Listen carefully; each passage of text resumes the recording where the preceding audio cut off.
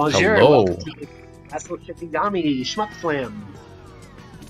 Right, well, you've got me, Rizardi, and CJ Iwakura on the mic here, on the commentary desk. And on the player side, we have Emperor Ing, also known as EC251, I think? I'm not sure. Excuse me if I got that wrong. You've seen him a bunch of times before, I think. He's been commentating a little. Telling us some amazing old stories of himself and CPS and his heroic father. I love that story. Pray your hands for his dad. Then we got M Knight, legendary French player. Actually, the number one score on the Shikigami 1 Steam list leaderboard. And Mishi, Mishi is he's pretty good too. Yeah, they're all good. We have Shikigami, Crown They're all Royalty good. here. Yeah, if you know these names and you've been trying to make the scoreboard, you probably have nightmares about them. Yeah, sadly for Shikigami 1, I am now officially 10th on the leaderboard. I am very close to getting knocked off the leaderboard, so I have to start playing again soon. I'm top 10 for the Fumiko board. Hell yeah. Anyways, well, tell us a little about yourself, actually, or do you have to run off now? He might have, yeah. I think he ran off. Anyways. Yeah, yeah. No, I meant CJ.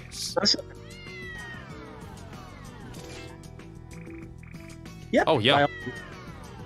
Thought you already did that.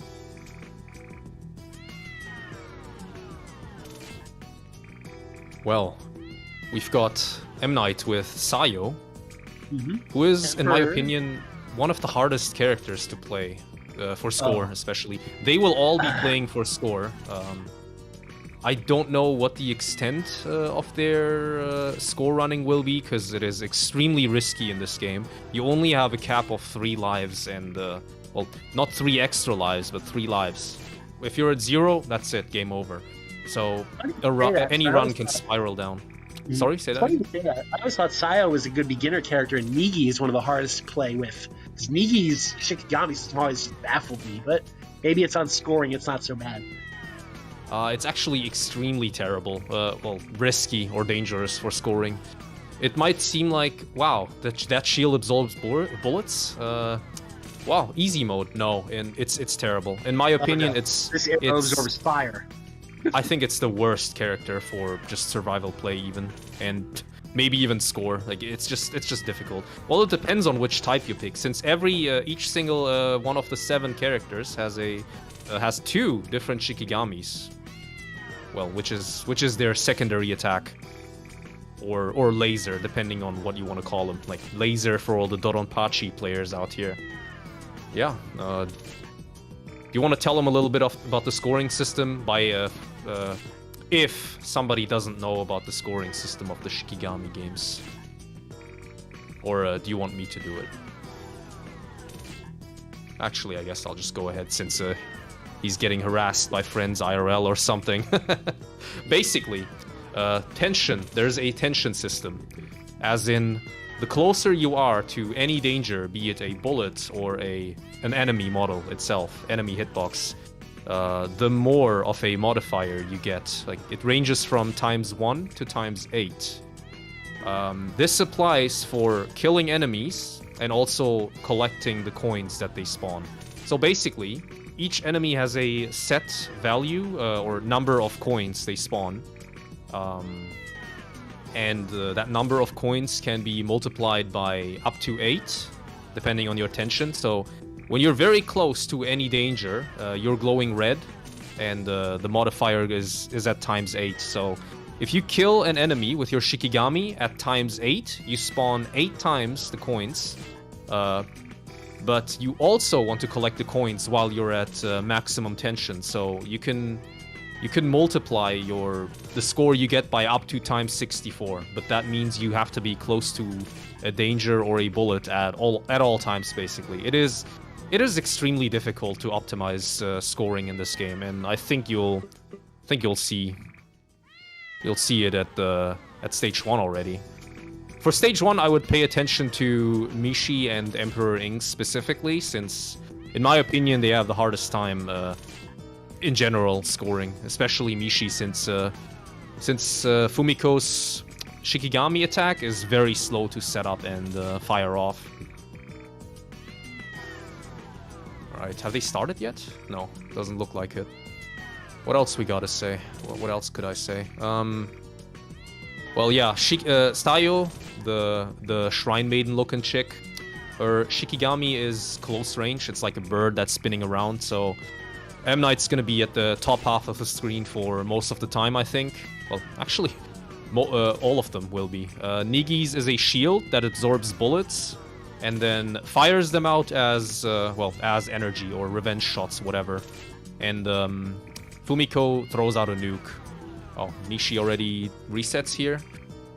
Yep, stage 1 it's gonna be restart hell, I think. I don't know how much restart time we're getting. Let me have a quick look. 45 minutes. Yeah, that's a decent bit. I think like 10 minutes or whatever, which is needed because yeah, hardcore scoring is extremely unforgiving here. Mishi already on his second reset. Alright. Cat, not shield. Alright, Olifante. Let me quickly read chat if there's any questions. Yeah, if there's any questions or anything you might want to know, let us know. Well, some of you might know that this game had an infamous localization, an infamous English localization. Which Shikigami is the best? In my opinion, Kim, the Korean priest character, none of the players are playing it. He is the strongest. Like his type 2 Shikigami, his swords are extremely powerful. For score, however, I would say Kotaro Kuga, the main character with the backpack, the teenage-looking boy. His Shikigami is a homing ghost that will home in onto the closest enemy. I think that is definitely the easiest character to score with, but not the strongest one. Yeah, the Kim Daejong, also known as Kim of 2 homes and 7 moms. I accept. I'm Kim of 2 homes and 7 moms. That is a clip from the English localization. I love it, dude. I love the English localization so much. It makes no damn sense and it's hilarious. Alright, what do we got here?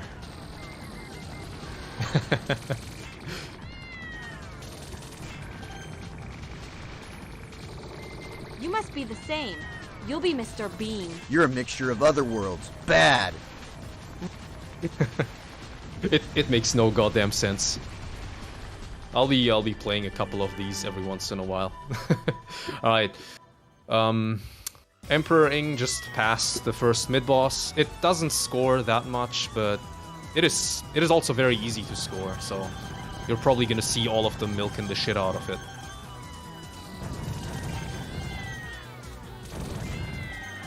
The cat meow is not part of the BGM. It is actually Nigi, Emperor Ing's character's Shikigami. So every time he holds his Shikigami button, you're gonna hear a slightly, well, some would say annoying, others might say endearing meow noise.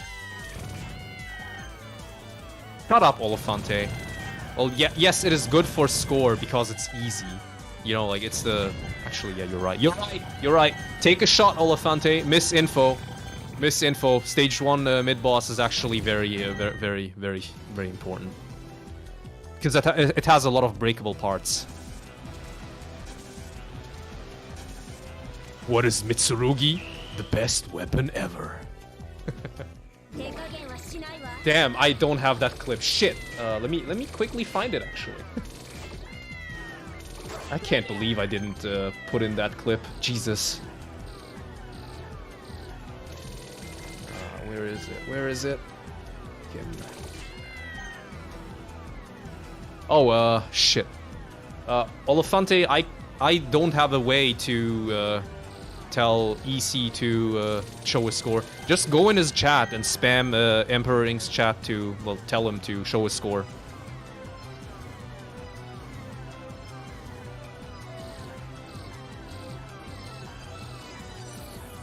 Yeah, there's way too many things to quote.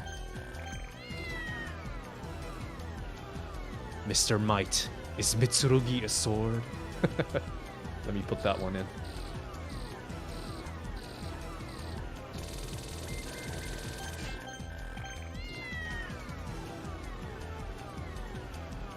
Just give me a... Excuse me while I... Ah, found it! Found it. There we go. Mr. Might, is Mitsurugi a sword? What's Mitsurugi? The best weapon ever. Dear Kim, the John has amnesia or something. First he's like, it's the best weapon ever, and then he asks what the hell it is. Yeah, we got a good milk going on from EC over there. For bosses, generally there is... Actually, it depends on the boss. Stage 1's main boss doesn't actually... well, actually, she does have a good milk. Stage 2 main boss also has a good milk. Really lucrative for some characters. And then starting Stage 3, the milks actually... you don't actually get to milk much anymore. Like, there isn't really anything to milk. Which is, I think, an amazing thing, because it front loads the milk, unlike in the first game where the milking is all at the end of the game, and it's like a 12 to 15 minute milk. Speaking of Stage 3, we should probably mention that Shikigami tradition is that Stage 3 is always an obstacle course with random stuff. Yeah, every Shikigami game has that. It's like either a labyrinth or like a speed section with obstacles coming in from every direction. Yeah. Shikigami 2, it has the ones that you can't see unless you're actually shooting the little white barriers, which I didn't know about for the longest time. And I was like, why aren't the things appearing? Did you say 2 or 3? Because that one's in 3. Oh, isn't it in 2 also? We have to shoot the little glowing... No. There's no, like, invisible things in 2. Oh, okay. Well, it's 3 I'm taking of. I think our heroes are soon entering the full free zone. Ah, yes. So, little background is... there we go. We talked about the history of the dub for Shikigami 2 yet? The history. No. That's... the stage is open. It's yours. So basically, the dub for Shikigami 2 was done by a little company called XS Gamers, which had like 5 people. And the translation is basically a Google Translate, and that's putting it nicely. It feels like they didn't have a translator, so they just did a rough Google translated script, and then they cleaned it up to be vaguely English and hired some local actors who found awful to read the lines. And it's like barely English. Does that about sum it up? When fights get hot, I may undress. Exactly what she said. Not your business. You're on your own. That's it, villain.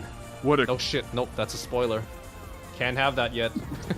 So now, this is only if you play the PSU version. If you were fortunate enough to play the Steam version as God intended, you'll see that it has a professional translation done by Dejika, who actually did a good translation, which is, for all 10 of us who care about the game's story, which is really good to know, because the game does have a pretty involved plot which changes between characters. No, I don't think it's Kuga's actor. Kim DeJohn's actor apparently is the current actor for Sonic the Hedgehog or something like that. Interesting. Deep lore. That is quite hilarious. Whoa, Mr. Might! Wow, Mr. Might, is Mitsurugi a sword? Sorry about that. So we can see, if you're watching the multitude, you see M. Night's going through the obstacle course now. And it's definitely not the one I was thinking of, but it's still pretty good. Especially when all the enemies appear in the middle of that final string. Then we get to one of my favorite mini-bosses in the game, the Shikigami's Top Puzzle. The Amazon Box Factory. That's how I call it nowadays. It's fun. So the red you have to shoot the Shikigami, and the white you have to shoot regularly. And then you line them up and you get a massive explosion when you move like that. And guaranteed lots of lag. It's beautiful. M Knight now entered the box factory.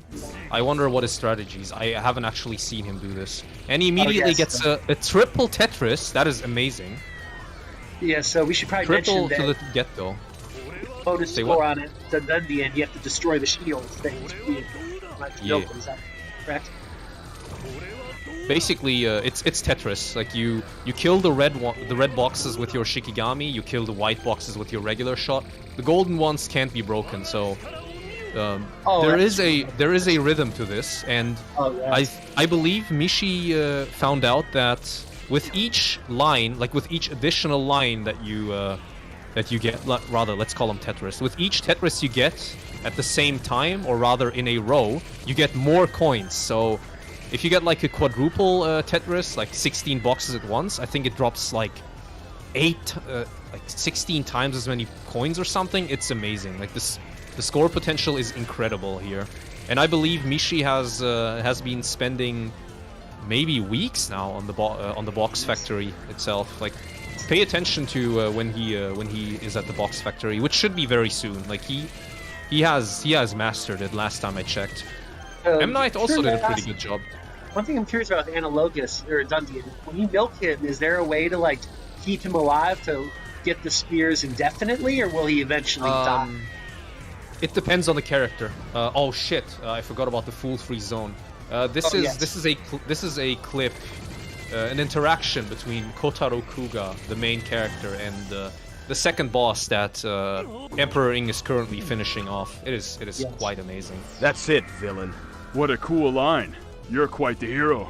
I am Dundian, keeping it a fool-free zone. My name is Ko, and I'm beating down evil. I'm not taking excuses. I'm beating you down. You're very angry. A real hothead. I like that. It'll be an honor to beat you. Which is as hilarious as that line is, having the proper translation, that's pretty accurate to what he's saying. It is. It is. Carl the Hobbit. But Exactly. It's done in such a rough way. Like, the infamous "I like girls, but now it's about justice." That's literally what he tells her. Yeah, He says, exactly. I was so surprised when I saw the real translation. Basically, the rough Japanese like, no, like, I like you, but I'm here for justice. It's spot on. And then she says, "You're an idiot. Let me finish you."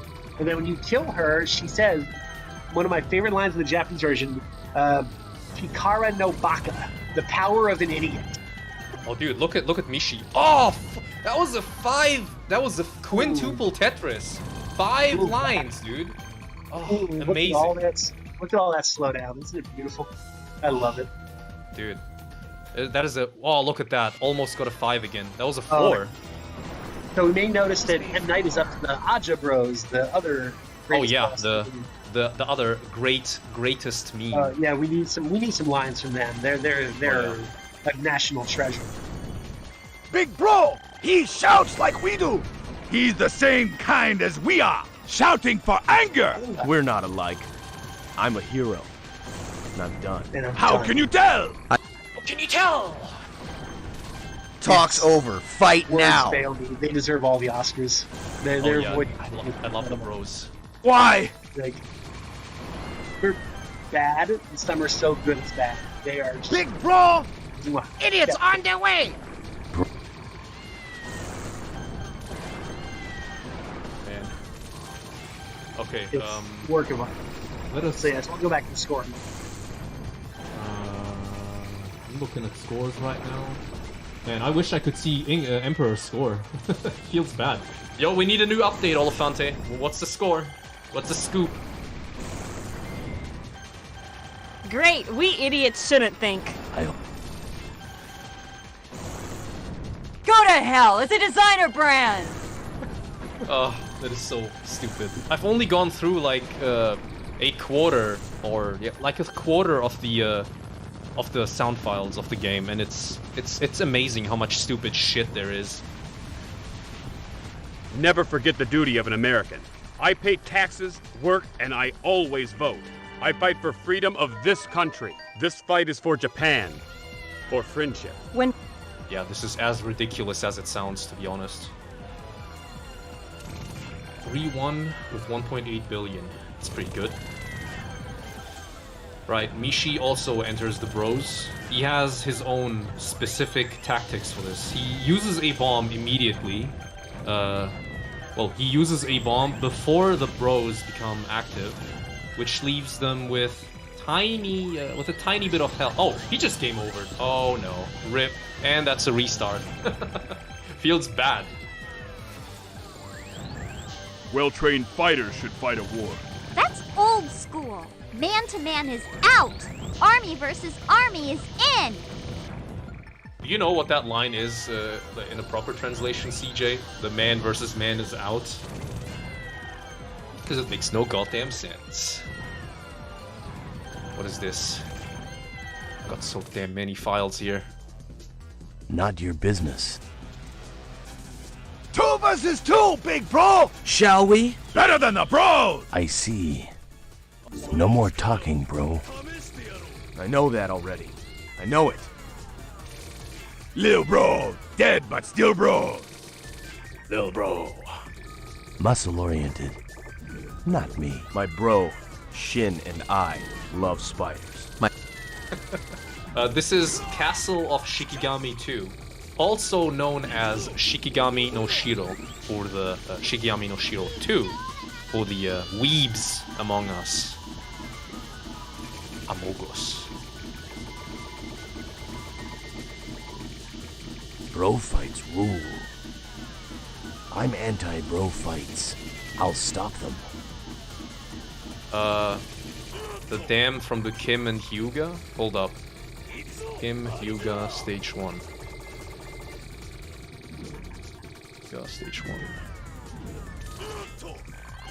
You know what? I'll just play him. You can search with me live on stage. Mr. Might. Yes. It's confirmed. Hyuga? Oh, you mean the... Oh, I think I know what you mean.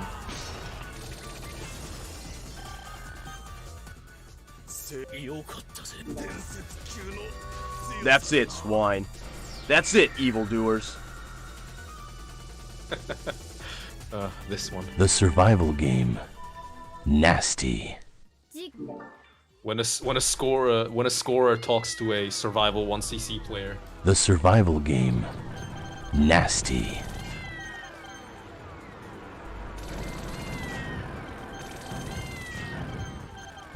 I'm looking in my folders. Sorry about that. Shit. I probably should pay attention to the game a little more. Looks like M. Night he's in a really good condition. 3 lives, 4 bombs, almost 3 billion. He did get the 4th, I believe, the 4th extend. Is it? We're getting to the end game. No, the next extend for M. Night is going to be at 3.2 mil. So I think his victory is pretty much guaranteed at this point, unless he somehow manages to just throw. So he looks like falling. Kari's probably my favorite boss in the game, design-wise. Ryuchi.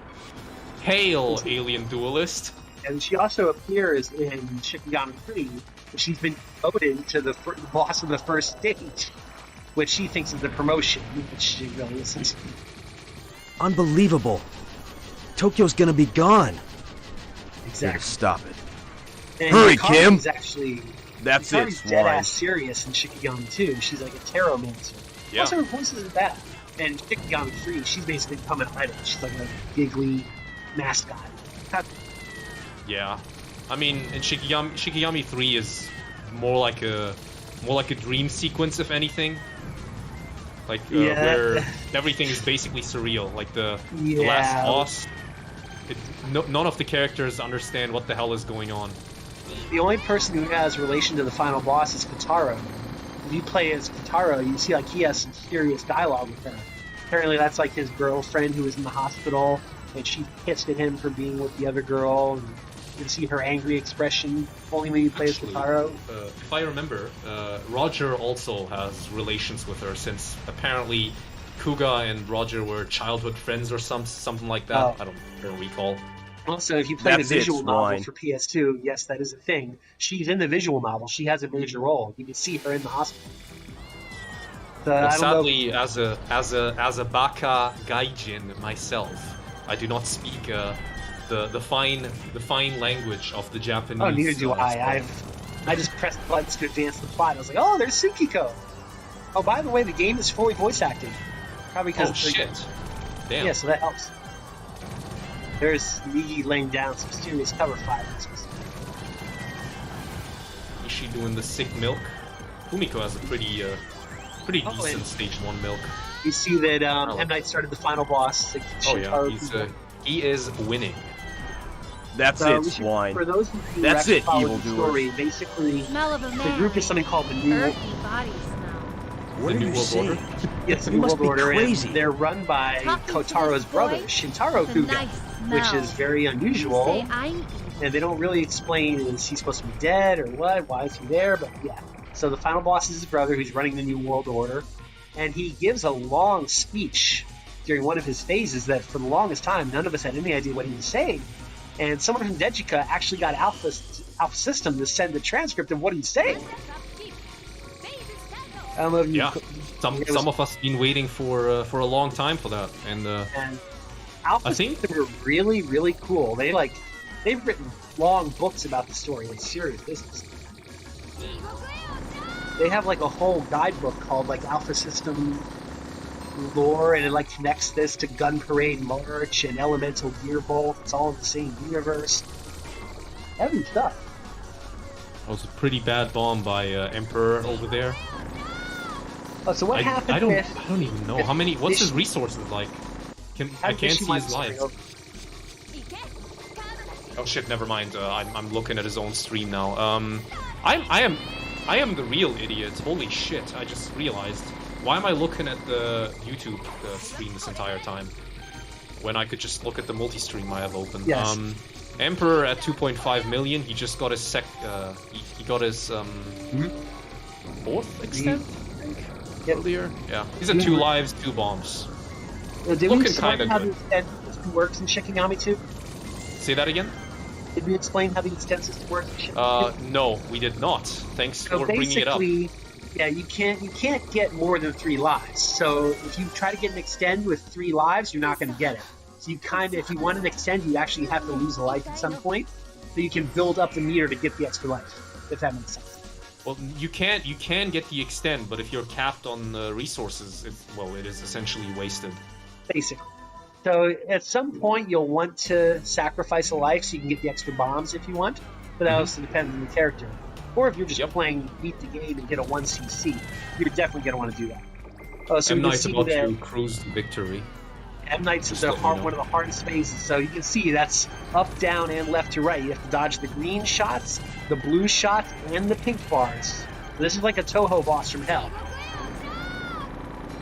And Well, thankfully for him, Sayo has insane tension DPS. I think yes. I probably forgot to mention that. When you are close to a danger, when you have the red aura, your shot is actually boosted, as you can see. Like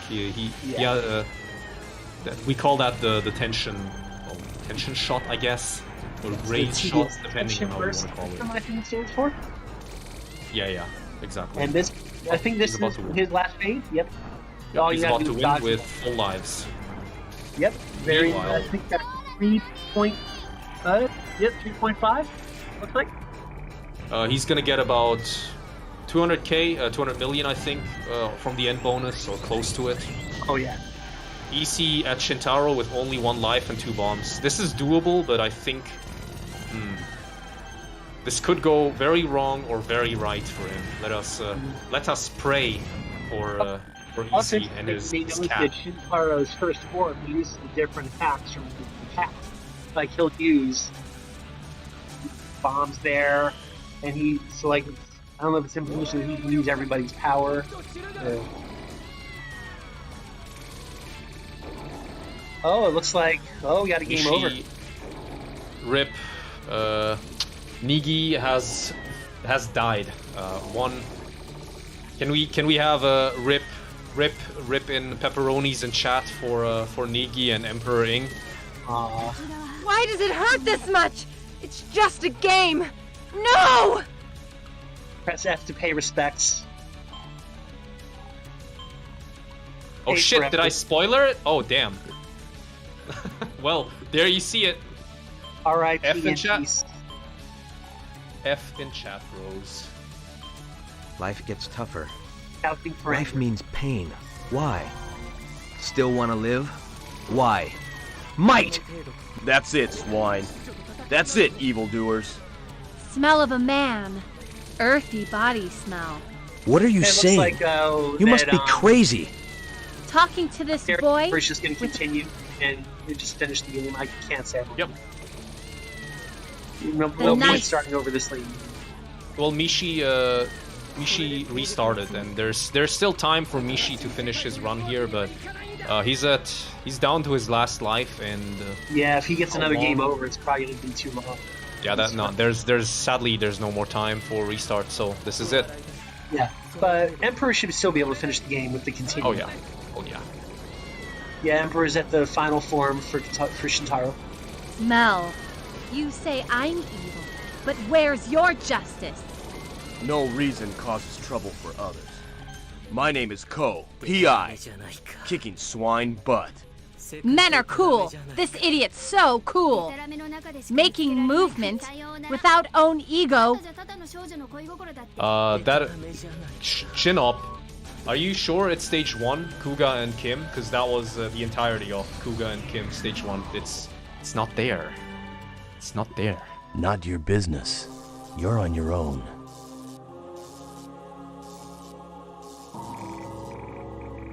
I hope you find him. Thanks. I like you. Me too. You? We... I like you. Me too. Oh, that is something that an awkward teenager would say. should be together. Yeah, can't help it. We can be friends. I guess so. Keep friend zoned. Game off balance. Good night.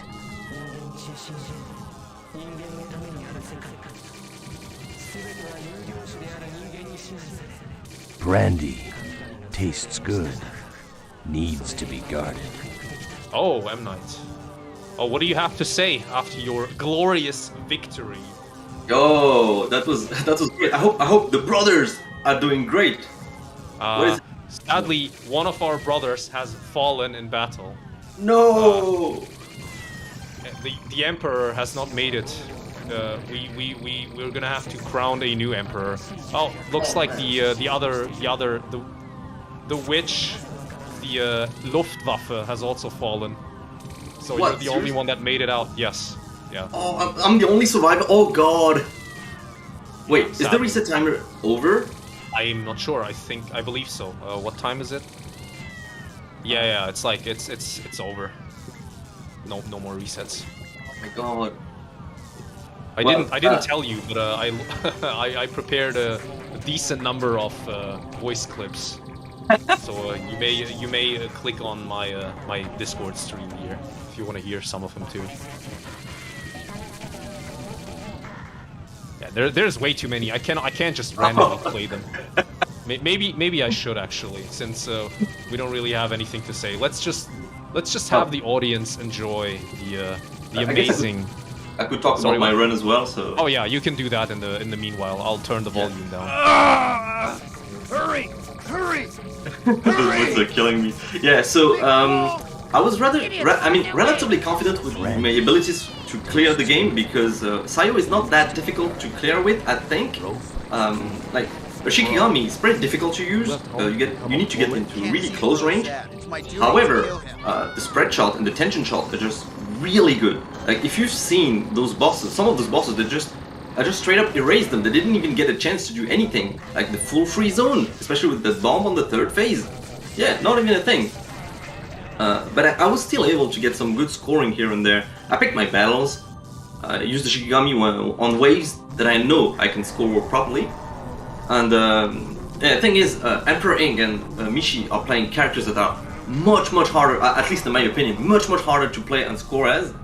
And yeah, I really wish they made it out alive because, I mean, because we're all brothers, bro. And also, I've seen the progress. Emperor Ing, especially, was on a really good roll recently. He had beaten his PB by like 300 million. He cleared several times in the streams. So yeah, this is bittersweet. Like, you know, survivor syndrome. Like, I'm the only one, but at least one of you made it through the finish line. One to keep the legacy going. Yeah. I'll have to be the one to tell the story of the Shikigami warriors to the next generations.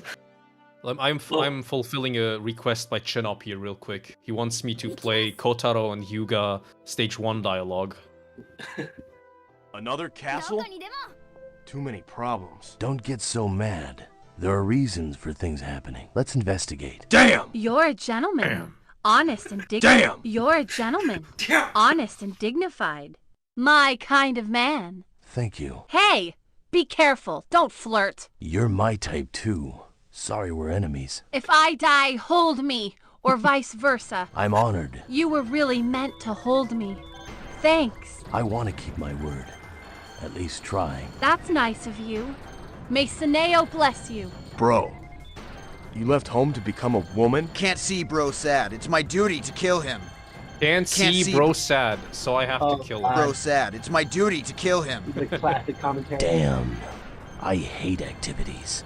Don't soil your hands. I should mention, Not yours, so though. one of Don't our come streamers yet. is Parisian, right? Say that again, French. sorry? One of our streamers is French, right? Yes, that is M. Night. Yeah, I'm the baguette eater. I just got back from Paris, and I actually picked up a Shikigami 2 limited edition from there. So Yeah, that was yeah. I saw I saw you posted some pictures on the channel. you Some go to photos Paris, of you can't find any Shikigami merch. You can blame me. I took it. I raided Paris of their Shikigami merch. In gallery mode. And if Ember is listening, like, there's some really nice artwork in that gallery. Ing is currently showing the gallery, I think. Yeah, the gallery is really nice. And I'm gonna nitpick here a bit. The artwork for the Steam version is clearly not the same artist. You can tell. Oh, there are differences between the Steam version and the previous PC version's artwork? You can tell it's a different artist, absolutely. Not the Whoa! You mean the new one that they used for the new promotional artwork poster? for Yeah, definitely a different artist, clearly. Clearly, like they made Kotaro looks, for lack of a better word, they made Kotaro look cuter. Yeah, yeah. But I feel like the Fumiko, the new Fumiko Fire! looks really good. Burning! Mm. Pain! Oh yeah, the art is Game overall pretty off damn good in balance. general. Hyuga gets stronger when it's for Ko. You've got good So I eyes. think if you I'm look an to alien Silver swine. Alpha System, it's the same like 5 people. That's probably why the company's been running for like 20 years. Yeah, in the credits, we could have actually seen Naoki's name. Naoki was the, I guess, the producer, the director for the Shikigami games, and he was also there like for the new entry mode. Apparently, he's the one responsible for it. And so yeah, I guess the guys are still there, and that's Nice. pretty cool to see them like, you know. I mean, if you think about it, Alpha System's been running for like 30 years. Think of how many companies they've outlived. Yeah, that's crazy. Like they've outlived Acclaim. They outlived Sega. Like even like in the shmup department, like all the Toplan, the Rising, all that stuff. They're all fucking dead, bro. The secret to their survival is they do outsource work for a lot of other companies. I don't know what exactly they do, but they work on the East games. Yeah, they did a lot of things. They That's were pretty credited cool. on the East games. They did graphics or coding or what, but they... What's up, bros? Yo, EC, damn. Please don't. Yeah, that's Is he still happy? Is he still on a legitimate run? I think he started it. Yeah, well, it's just shooting the breeze. Like it'll be like a 3cc, I guess, or 2cc. 2cc, I think. Well, though it's really close to a 3cc. You look at that life. Ooh, yeah. Is that how many points? That's is he at 2.4?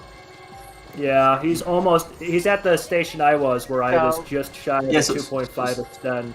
Yeah, the extend. I can't. Well, maybe he just wants to get through this fucking fight. Because that just would like do I it. did. Yeah, Yukari's no joke, especially the meteor. Oh, Yeah, really close. Yep, nice bomb. Then you get some coins, but you didn't die. Yeah, for me, paradoxically, like the hardest Yukari pattern is the first one because it's the only one I actually have to kind of dodge and not speed kill immediately with my character. Something interesting I should point out, and you might notice this, is that the bosses, when they die, they will say different things based on how well you did in the fight. Yeah, they have several lines. I wonder what triggered the different lines. Like them scream, or sometimes they'll just like they did really good. You'll hear Alara will scream, and if you did crappy, she'll just go like, or just go like. So it might be related to the rank, the stage rank. Maybe that's what it is. I know there's something like that. Duncan will either yell or he'll go. Like he'll just do a little grunt. Nice one here from Mishi. I don't know if there is stage rank per se. It seems like a lot of things are pretty fixed. I mean, some. No, by rank I mean actual rank in the sense like you get a good rank or a bad rank depending on your performance. Because Shikigami. Yeah, Shikigami games have that. I'm not sure if there's per stage rank in Shikigami 2. I know there's that in 3, so you can be like an ass at the end of the game because you have A and S ranks. Not sure about Shiki 2 though. No. 2. You only get one rank for the entire shebang. Oh, okay. Yeah, kind of like Shiki 1, I guess, as well. Right. So, I'll just keep this back up on. I'll just keep this back up on screen. Well, I'm now super so strong. I am the world order. What about your run? I am the world I order. hear that it didn't go as well as we hoped for. You know, it's the funny thing. It's the funny thing. I needed precisely one more life than the game gave me. So on my second credit, I didn't lose a life. I had said earlier that, you know, if I can get to Shintaro, I could probably one life him, and then that I did not. That did not happen whatsoever. So could you reach Shintaro, or did you game over before? I reached Shintaro, and I gamed over at a stupid mistake. Honestly, I started to realize that my run was over by stage 4 when I wasn't hitting the 2. If the fact that I didn't get the 2.5 extend before the boss, I knew I was in trouble. Just too many dumb mistakes. The pressure of the live event, I guess, as well. It's always very difficult, you know. You know, that's the funny thing, because I did, in my opinion, I did a very good stage 1, 2, and 3. It's just stage 4 just kind of. Damn, what a shame, because usually those early stages are where you restart hell a lot, where you have trouble. But usually, yeah, if you get out of stage 3, you should be good. But yeah, I mean, Slam is a beast. Besides that, it's like maybe I had used up all of my energy yesterday. I noticed that you said that I had 1cc'd many times, and I PB'd quite extensively yesterday. So maybe I shouldn't have done that and should have just saved all of my energy for today instead. Yeah, probably. It's hard to tell because on the other hand, with generosity. Lack of practice. Like if you don't practice on purpose right before the event, you might be kind of a little bit rusty, or like not fully interiorize your route and strategies. At least I'm always like kind of worried about not practicing enough for these kind of events. But it might be different for everyone. Like. I mean, I thought I practiced nonstop for the last couple of weeks, but oh well. I just want to know, did we get any good voice clips during this run? Sorry, what? Good voice clips? Did we get any good voice clips played during this run?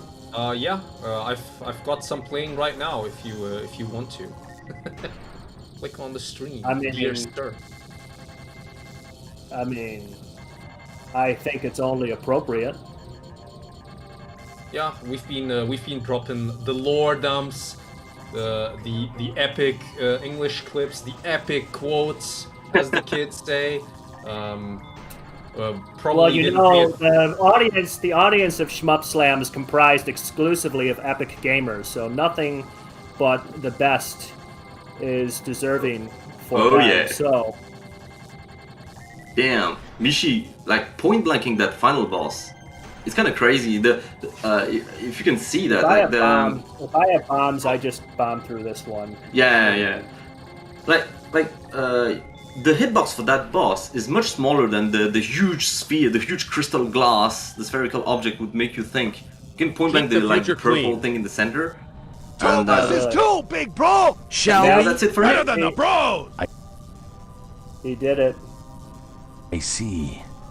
Yeah, no more talking. Took a few bro. credits, but to be fair, he's playing with probably the hardest character in the entire game to play as. Fumiko is very. I cannot figure her out for the life of me. Women, am I right? Yes. We are slowly. We're not 100% finished yet. We're like 95% there. And I mean, Mishi might come back here for some. He's here. Yeah, we still have about. I We still have nothing about to 5 say. minutes. We still have about 5 minutes on our timer. I have nothing to say other than the nerves got to me. I Oh, had you too? I had the mental guard break. I couldn't recover. It is what it is. I feel real bad about it. Damn, but were there any specific cool moments at least in the runs? The box factory was about it, but I didn't even do that perfect. I mean, The cool moments for me is when I didn't die, and the uncool moments are when I died. And unfortunately, the uncool moments outweighed the cool moments in this run. Oh, yeah, damn. I don't know. I should have restarted at the start. I kept on going, and I had a decent run, and I died, and then I fell apart after that. It is what it is. It's a live run. It's Shikigami. That is what makes I'm sure you live did your runs best. I tried to do risky stuff, and at a certain point, I was just broken. You know, this is a type of game where I don't know how to play. I don't know how to play it safe. Like I can don't know only how to play this game safe either. I play as risky as possible. It's the only way. So let me tell the audience here that's listening in, the only way to play this game for real is to go for every goddamn coin, every fucking little ×8 that you can get your grubby little mitts on, because if you're not doing that, you're not living the real life. You're not living your best self. You're just living some pathetic shadow of who you are. You probably don't even pay taxes or vote, right? Yeah, you're not even a real American citizen, so step up your game. Yeah, but it turns out the French guy. It turns out the French guy is the only one who cleared. Yeah, And you pay. He well, pays you his pay taxes. Your taxes. He pays his taxes. Never Yeah, but I mean, if you still believe in the system, man. Can we never forget the duty like a of an freaking American? sheep. I pay taxes, work, and I always vote. I fight for freedom of this country. This fight is for Japan. So for friendship. I'm not too banged up about it, you know. I reached for the stars. I was like Icarus, my wings burned up in the sky. But you know, no pain, no gain. And there's always Slam 6. Regrets. I'm thinking of doing in Slam 6. I'm thinking of doing a revenge block where it's just everyone who's been destroyed previously comes back for revenge in the revenge block. Nice. Man, I thought that might be screwed up fun. My last 2 Shiki games on Slam. That sucks. And then whoever fails the revenge block then is publicly shot and killed. I was thinking something a little less extreme, but put a sword in him. We gotta rescue him. I'm so glad I cleared now. But about the cool moment. I think in my own run there was one cool moment that was not actually really in my route. It was Mimir, the 4-1, the stage 4 mid boss. If you saw that, I used the bomb at the moment. There was a specific timing. Usually I don't use bombs on this boss, but I knew that the extent was coming up, and I think I had like 5 bombs, so I had a free bomb. So I used the bomb and the Shikigami and the part skill. Like it was pretty juicy. It felt pretty good on that specific moment. And I think that's the one thing that was kind of unplanned but kind of cool in my run. Yeah, I mean, I had a few cool moments I was happy with, mostly in the beginning, but you know, you can check my awesome channel for all of my cool Castle Shikigami replays in which I do not die at the final boss. Not interested. Oh. I like girls. But now, it's about justice. Also, that my name is Ko. Now that I realize it, Stop it means bothering me. With Shikigami 2, we've finally played all the Shikigami games and Sisters Royale on Slam. I did realize that. I was like, they're running out of games. And I had a Well, dark. finally quit. You have two choices. Quit my obligations. I had a dark prediction for what your next game would be. Death Smiles 2. Yeah. I'd probably play it. Gigawing 2, there's the game that's gonna attract my attention pretty soon. So, sorry guys. Me, I've actually played Death Smash 2 already at past the Shmup, so I'm not sure I would play it again. Though it's a great game, I really like it. Tsukimi no Shiro, though, it's in the back of my mind. I might play it. Who knows? Teaser. But it's fun when all three of you play the same game. That's what's fun. Yeah. So you all have to play the same one. Yeah, that's definitely the coolest aspect. I'm really glad like to have like the gang here just playing, talking, and just having fun together. M. Night comes out on top this time. Beaten and then get caught? Or B. Caught and then get beaten. If you want to sum it up like that. You're an idiot. Let me finish you. Yeah. Alrighty. Well, thanks so much, my dudes. All right. No, I'm sure you did great. Dead but still bros. Yeah, dead but still bros. Good night. Adios, everyone. Okay, up next will be Moji playing some Illvelo Swamp. Awesome game as well. Check it out. Thanks for the commentary, you guys, and thanks for the gameplay. It was really awesome. Thanks, man. It was great being there. Yeah. Happy to participate. Good luck with the rest of the event. Thanks, my dude. Yep. All right, up next, Mojilove. Stay tuned.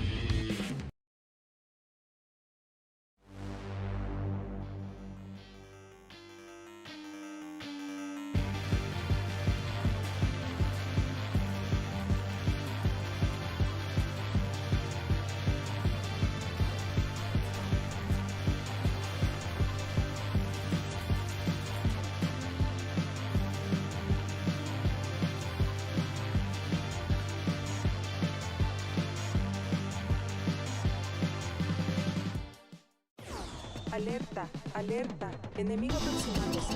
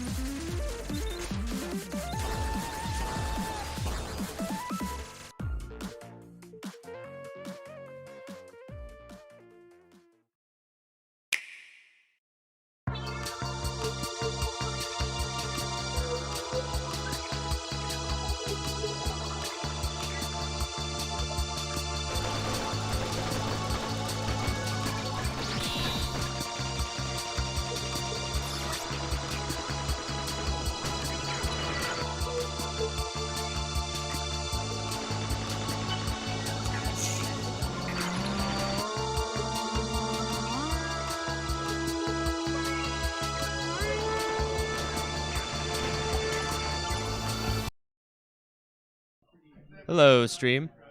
Sorry for the bit of delay. Technical difficulties have arisen on the streamer's end, so I'm just helping him get it sorted out. So, hang tight. Enjoy the awesome trailers.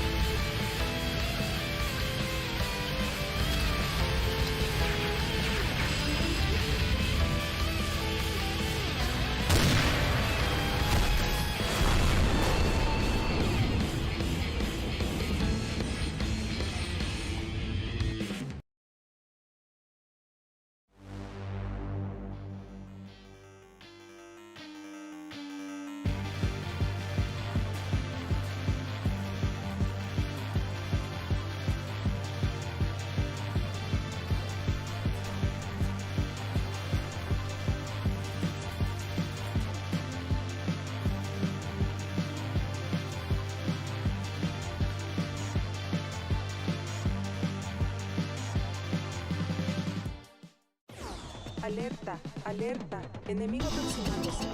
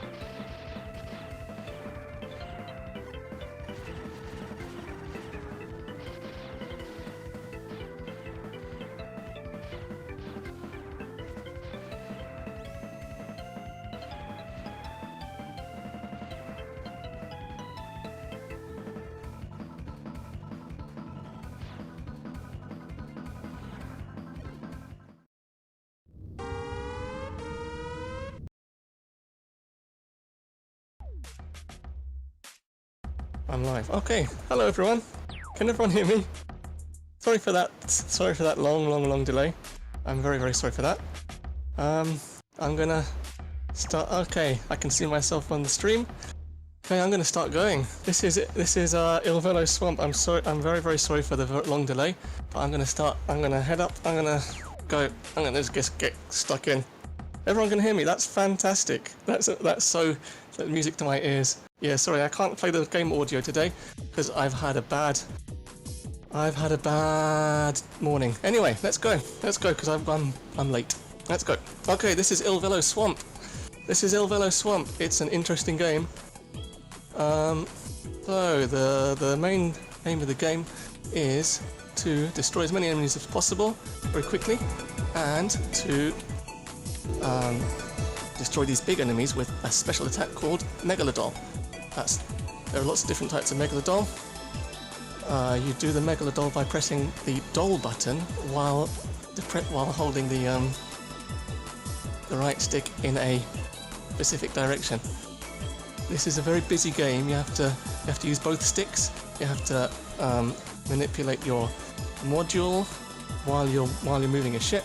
You have to press lots of buttons, but in practice, it's not such a hard game. All you need to do is really do this. Sorry, I'm very nervous and I can't really think. I'm not thinking. I'm just blabbering. There's lots of stuff going on the screen. It's quite hard to pass, but when you get used to the game, you sort of figure it out. Let's see. What can I say? What can I say that makes sense? Let me try and calm down a little bit. Oh yeah, this game has multiple branches. What I'm going to do is I'm going to go to stage 2, which is a red stage, and then I'm going to go blue. I'm going to go to blue stages all the way. This game has 100 stages in total. 100 stages in total. And but you don't do all 100 stages at once. You just you go through specific routes.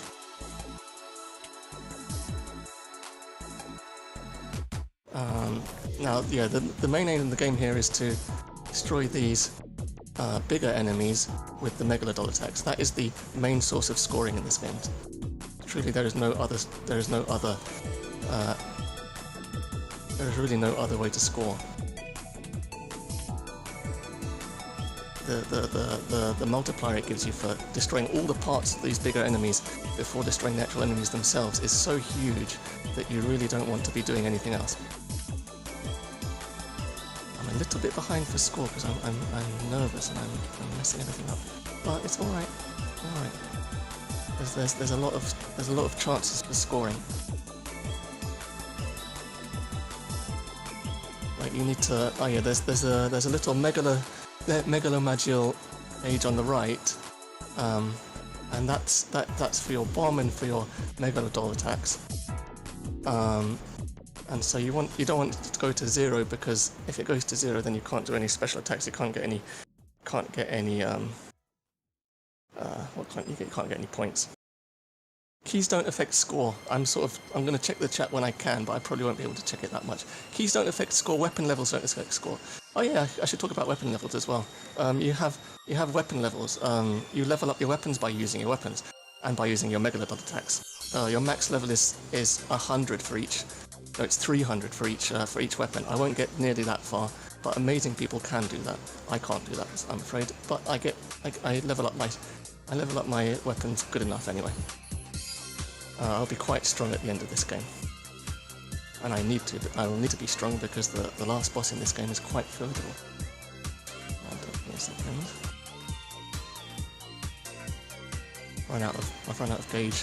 I'm not going to score as well as I usually do, but that's all right. It doesn't really matter. I just want to show everyone how interesting this game is. Just look at all the particle effects and everything. It's amazing. Yeah, it's a good fever dream. Yeah.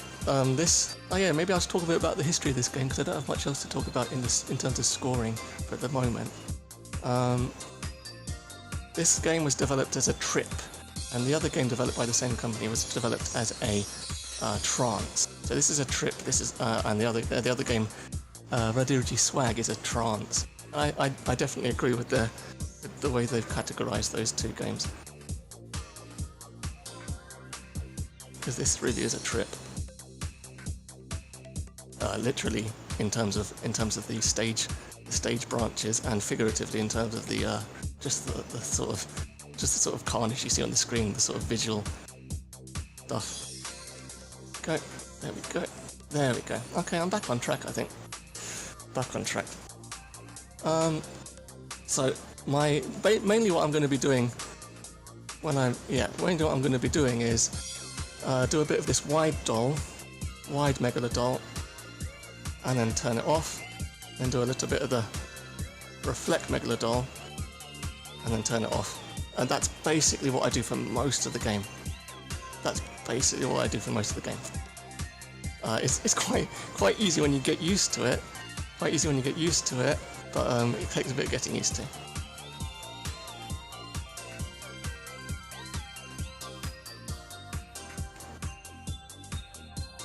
There we go.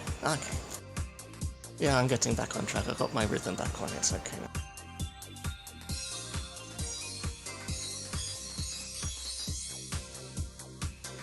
Alright. So yeah, if you destroy lots of enemies, you get more enemies. So speed killing is the name of the game in this game as well.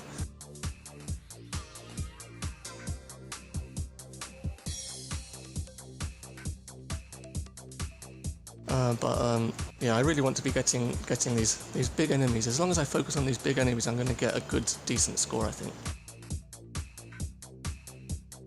Like that. It gives me a little thumbs up when I get the big enemies.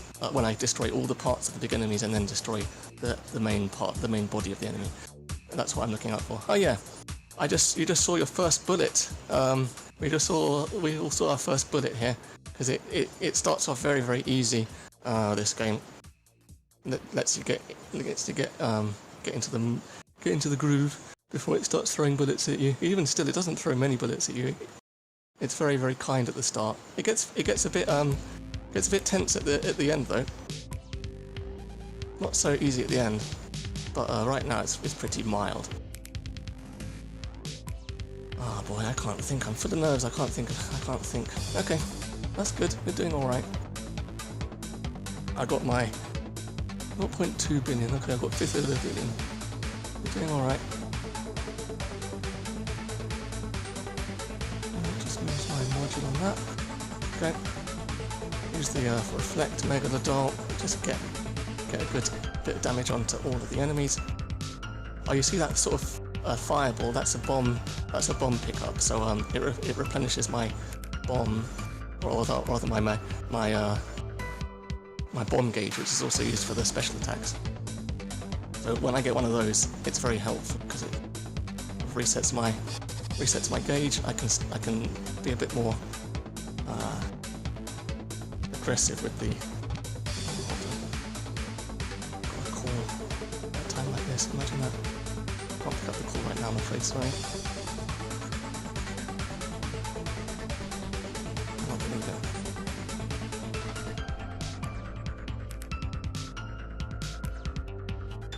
Okay, what else do I have to say about this game?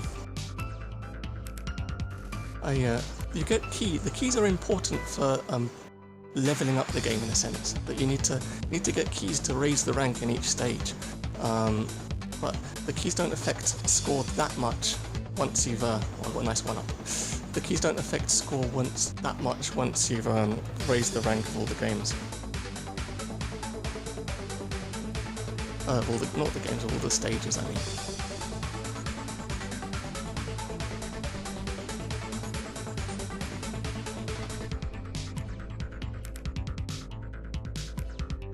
What else do I have to say?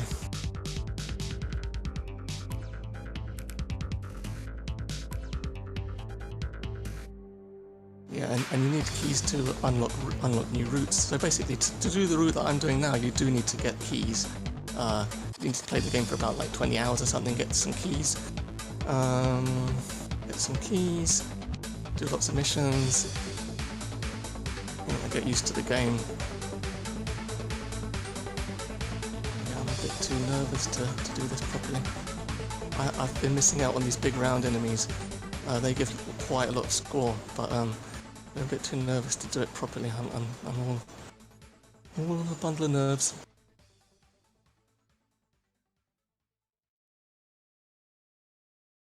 I did get one there with a nice thumbs up there. Oh yeah, I should also mention while I'm here, the game is on. This game is on sale actually right now. It's on sale only for another 2 days. So if you search it's on the Japanese eShop. If you search for RS34, no spaces, you'll be able to find it on the eShop if you're interested. I think it's a good game. It's on sale, so it's a little bit cheaper today. It might get an English translation one day, but I don't know when. Like they were saying, the developers were saying on Instagram that they maybe will do an English translation one day, but I don't know when that's going to be. Okay, I've almost on 500 million, so that's all right. I'm almost on 500 million. Almost on 500 million.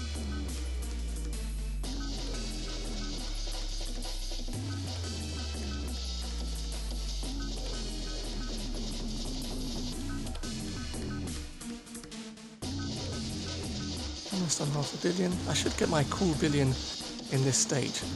I hope. If I do well. Let's try and do well. Not badly. Try and do well and not badly. Let's see what we can do. Yeah, I can't believe the sort of technical issues I got through today. Like, I turned my computer on a bit early. I checked my volume levels last night on OBS. It was okay. I tried to reset my computer when I found I couldn't stream for whatever reason to Twitch today. But no luck. No luck. I tried everything I could, but it didn't seem to work. But at least I can stream to Twitch like this.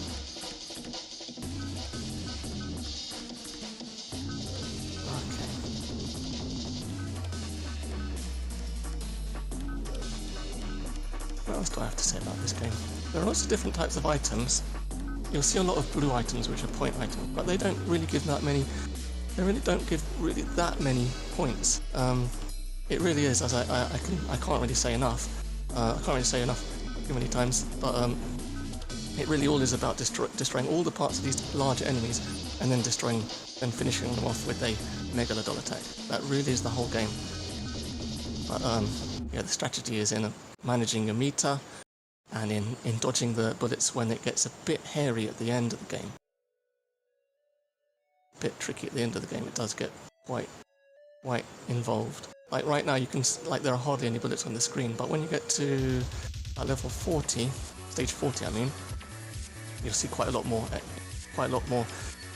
dangerous stuff happening on the screen.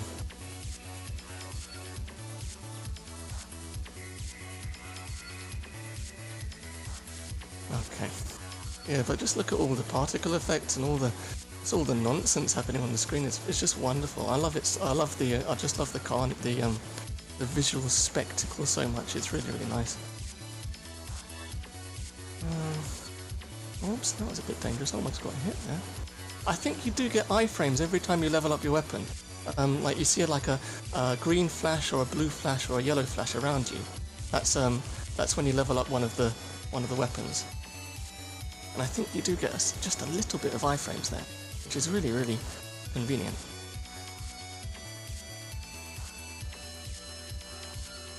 Maybe I should talk about bullet cancel.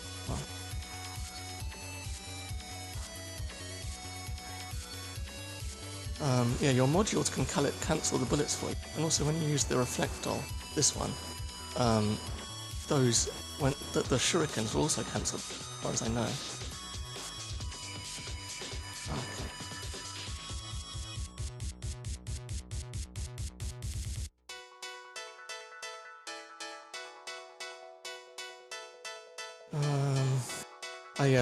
Above the levels you can see on the left there are orders. So that apart from the key orders, so you need to do specific things to get key orders, like kill a certain number of enemies, kill a certain number of enemies to a certain attack, and so on. And you've also got, those are for getting key orders, but you can also do orders just for getting a bit extra score. And what else? And you can get a little bit of extra experience as well. But I find that focusing on, if I don't focus on the orders that much, I can get better score. So I really don't care about the orders right now. The orders are important for the sub orders are important for unlocking extra backgrounds and extra outfits for the for the character on the main screen. Otherwise, they're not really that important. Okay, I've got 0.7 billion, that's alright.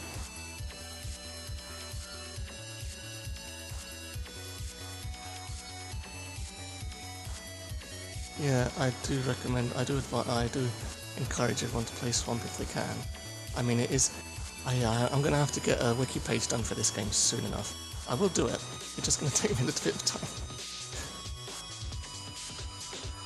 I'm going to make a Shmups wiki page for this.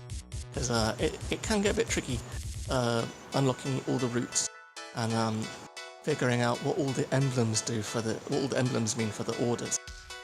Like if you press the pause button, if you pause the game, you can it will give you details on each order with text, but obviously that's in Japanese for the Japanese version, so it's not so straightforward. if you don't know any Japanese. And I would like to make a wiki page for this, but I've just been so caught up with lots of stuff. I haven't really been in the mood for it, I'm afraid. But I will get to that. If I would have done it in time for Shmup Slam, that would have been perfect. I'm sorry I didn't manage to do it. Someone's laughing. Okay. Excellent. Okay, excellent. Right, let's see if I can get... Okay, I feel a bit less nervous now. So let's see if I can get my cool billion to start off with. Get my cool billion, come on. Yeah, I do hope Swag sold enough. It's just a shame with the whole thing with the publisher. It's a bit of a shame with the English publisher. I won't go too much into that, but it's a sort of shame how it got delayed and everything, and how the messages aren't all there in the English version. Bit of a shame, really. If Swamp ever gets translated, I do hope they give a little bit more money to the they put a little bit more money into the budget into the translation, and they let the translator do all of the messages. That would be nice. Because I think the messages add to the game, even if you can't really read them during the game, you can read them after the game. And they're just all very funny. They don't really make any sense. Most of them don't make any sense. In fact, all the tips with the game, all the tips for the game appear in the main menu, so you don't miss anything while you're playing the game. But it's just funny to see all these funny messages about people breaking up, and that someone's like, "Ah, broke up. I can't go on anymore," or like it's just completely non sequiturs. It's quite funny, I think.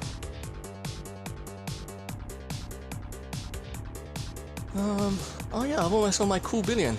That's nice. Almost on my cool billion. How's my pace? Not bad. Not as good as I'd like it to be, but it'll do. It'll have to do, because I only get one chance in this run. Only get one chance in this live event. But even if I don't get my score, it's not really a big deal. I just want to show everyone how cool this game is. As I said before.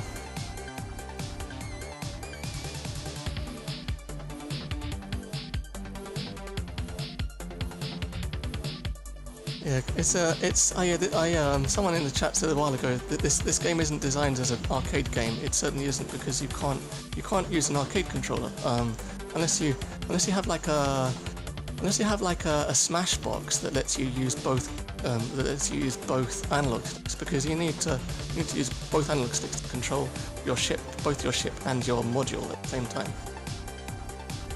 So yeah, this is definitely very, very intentionally not an arcade game.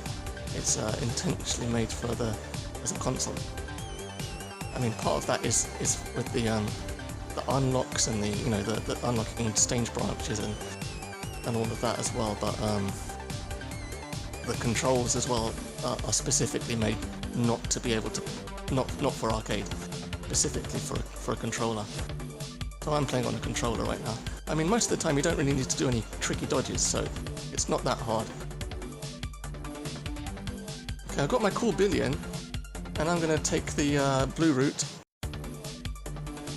Yeah, it would be nice if there were more bosses in this game, but yeah, that's just how it is, I'm afraid. Oh, here we go. Right, now we've passed stage 40. What you can see is some of the enemies have little barriers around, like shield, like they've got orange shields. Orange shields means you can only destroy them with a shield type attack. Blue shields means you can only destroy them with a shot type attack, and green shields means you can only destroy them with a shuriken type attack. This reflect doll is a shuriken type attack, and the wide doll, this one, is a shot type, and this revolving doll is a shield type attack. Oh dear, I'm not doing excellently, but it's alright. Okay.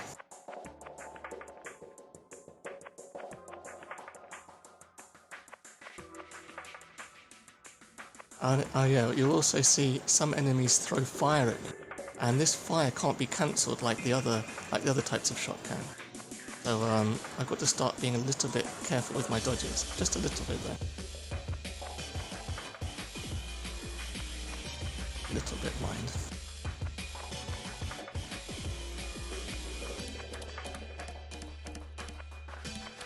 Okay. Just trying to raise my meter a bit. Okay. Excellent. Okay, got those two big enemies. Got my cool billion at least. My route ends on route number 100. It skips through lots of stages, but ends on route 100. You can end your route on lots of different stages because it's got different route end bosses. But my route's going to go to 100, all the way to the last stage, the true end boss.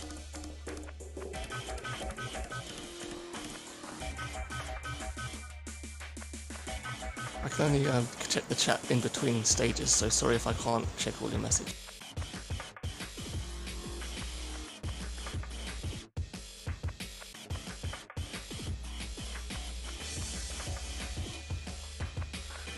Okay, here we go.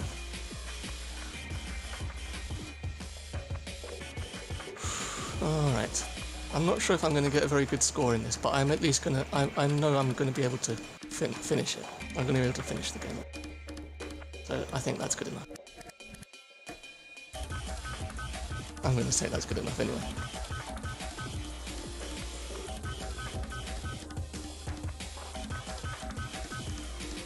I always say, although I always do say this, I always say, oh, I'm not doing well. Like in my practice runs like the previous week or so, I've been saying, oh, I'm not doing so well, I'm not doing good for score, I'm not doing good for score. And then when I get further and further, I'm saying, oh yeah, not too bad for score, not too bad. And then I'm like, oh yeah, I'm pretty good, I'm gonna get my nice, almost my goal of 2.25 billion. I'm not sure if that's gonna happen this time, but we'll see what happens. Oh no. Oh yeah, this is a tricky stage. And I'm actually going to use my bombs. So I haven't used my bombs this whole time. I haven't used my bombs this whole time, but I am going to use them now. This is the bomb. Ah! What I do is, I bomb to get the cicada enemies there, and then I do a little cheeky little megalodol attack there, to finish off the enemies in the bigger enemies in the middle.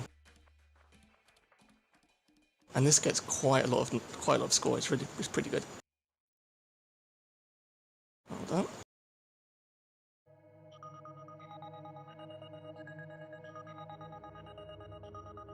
Oh no, I'm not doing too well. Hold on. I don't want to die. I don't want to die. I don't want to die here.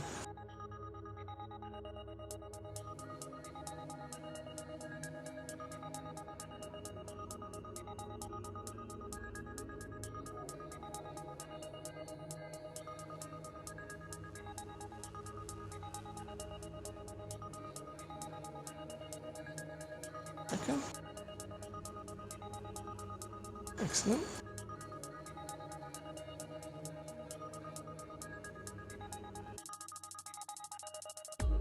Okay. Oh no, I missed my timing up. Oh, you can see Molotov cocktails being thrown now. This is like when the Molotov cocktails work that they throw a bottle at you, and then if the bottle gets hit, then it makes lots of explosions like that, and it's very, very dangerous. So I need to be a bit careful for those Molotovs.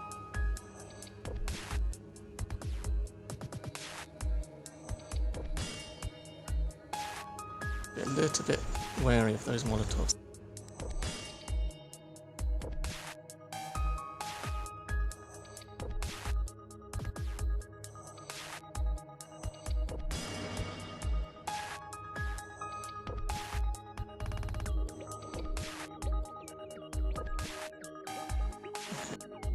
Go the Molotovs. Okay, so I need to concentrate for this bit because it is a bit tense if you're not careful. Oh yeah, you can see I've already got 1.5 billion now. Like, this is a very, very high scoring stage if you can manage it. If you can, hold on. Oh no! Need to be careful, need to be careful. Okay. Right, I lost a lot of lives, but I got a lot of score, so, you know, who's to say? Who's to say if it was good or bad? Okay, now it's going to get a bit more tense. I need to be a bit careful. I don't want to lose any more lives. I still haven't got any more one-ups. I want to get some more one-ups. Give me some more one-ups. Oh yeah, I didn't even say the one-ups in this game are completely random. Like, there are no score extends, and there are no score extends. There are no fixed. There are no secret extends. It is all just, you just hope that you get a one-up in the course of the stage. So in the course of the game. So I'm just gonna have to pray to the RNG gods that I do get a one-up somewhere before I reach the last boss. Or even when I reach the last boss, that's fine. Anywhere is fine. Just give me a one-up, please, if you would. Okay. Look at all the carnage on this screen, it's amazing. I will say that quite a few times. Or I have said that quite a few times in the stream. I just love the spectacle. Wonderful. Beautiful.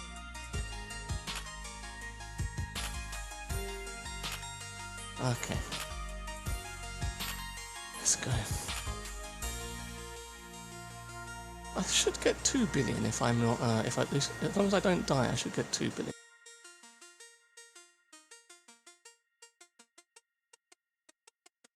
Okay, there we go.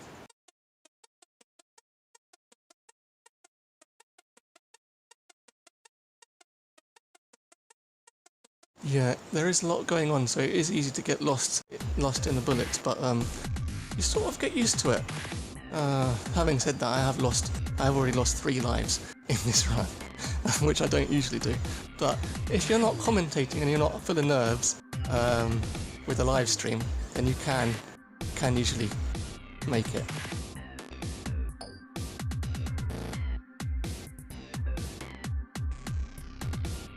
I got my cool 1.6 billion.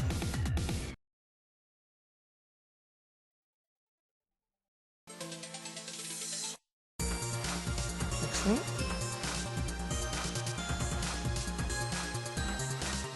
Ah, no! No, that wasn't good. I was focusing too much on the enemies.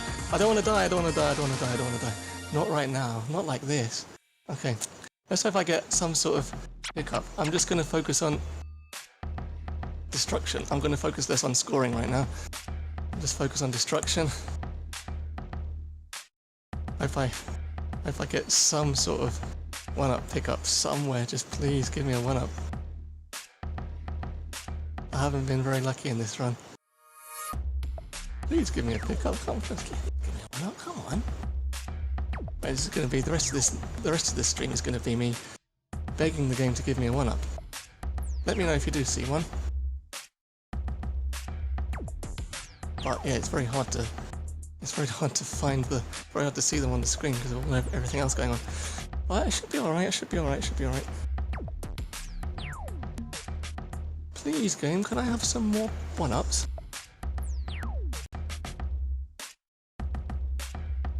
Oh my word, oh yeah, here we go. Here we go with the enemies that start doing lasers. So you need to be very, very careful with these. Got lasers all over the place. If I feel I'm getting a bit overwhelmed, I'm going to use the homing doll, which doesn't give much score at all, but it's better than dying.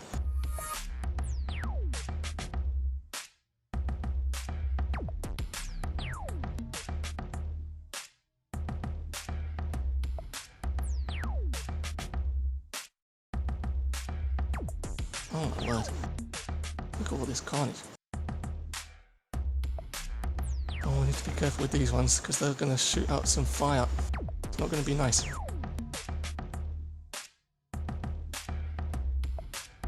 Not nice, this. I'm not in a good situation. I'm not in a good situation. I wish I had a few more one-ups. Please, game, can I have some more one-ups? Can I have some one-ups? I only got one. I usually get like 2 or 3, and I get some at the end of the game as well. Like right around now, I should be getting some more one-ups, but I have no one-ups. No one-ups. This is disastrous. Just gonna have to play it safe. But I'm gonna get 2 billion. I definitely am gonna get 2 billion. And that's good enough. I think that's good enough. As long as I stay alive. I do hope I do stay alive. If I don't, I'm just gonna continue from whatever stage it is that I die on. Which will be a shame, but never mind. It happens to the best of us.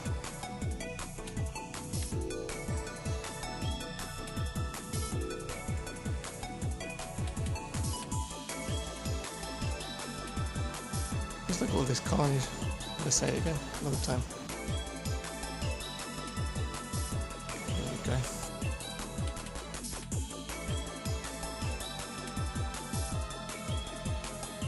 Here we go. Okay, I've almost got my 2 billion though. Almost got my 2 billion. Okay. Almost got my 2 billion. Don't want to die. Don't want to die and mess it up. I'm gonna jinx it by saying stuff like that. Okay, here we go.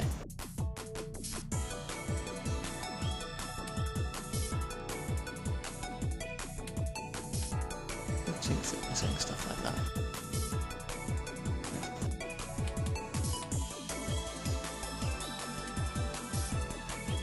That was a bit dangerous. Get out of my face. Get out of my face with that fire. I don't like that fire. They're packing heat. And I don't like it. Sorry, I'm trying to concentrate it. That's why I'm not speaking so much. Blabbering so much. Okay, I got my cool 2 billion. I got my cool 2 billion. That's good. So let's see how many more points I can get before the last boss. I can't get too many more points because they're in the second to last boss. There are two bosses. I'm gonna encounter 2 bosses in my run. In the second to last boss, the lead up to the second to last boss, I'm just gonna be using homing because it's too tense.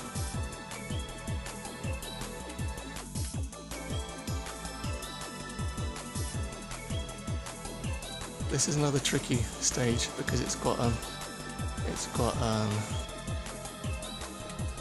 my word. Oh my word, it's got lots of fire going on and another tricky stage. Okay. All I want to do right now is just try and stay alive. I just need to try and stay alive. Oh my word. At least I got a bomb pickup. I just want to stay alive. This is really not going my way to this run. Okay, hold on. Hey, my son's on chat. Okay, that'll do. Got mini emoji on the chat. Oh my word. Mini emoji's watching what I'm doing right now.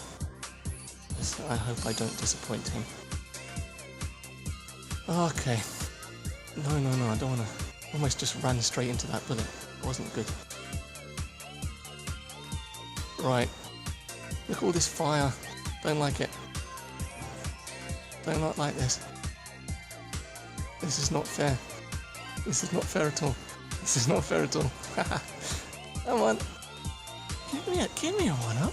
Give me a one-up, would you? This is going to be, the rest of the stream is going to be me getting angry at the game for not giving me any one-ups. This is not fair though. This is definitely not fair.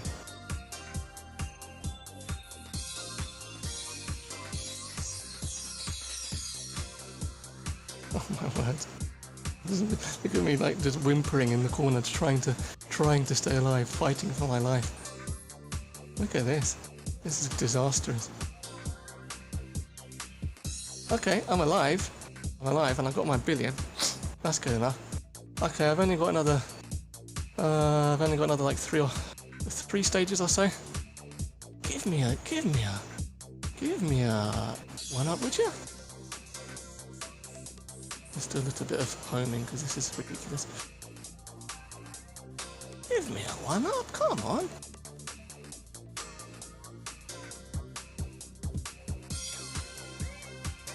Rare footage of Moji getting actually angry. Come on, give me 1-up.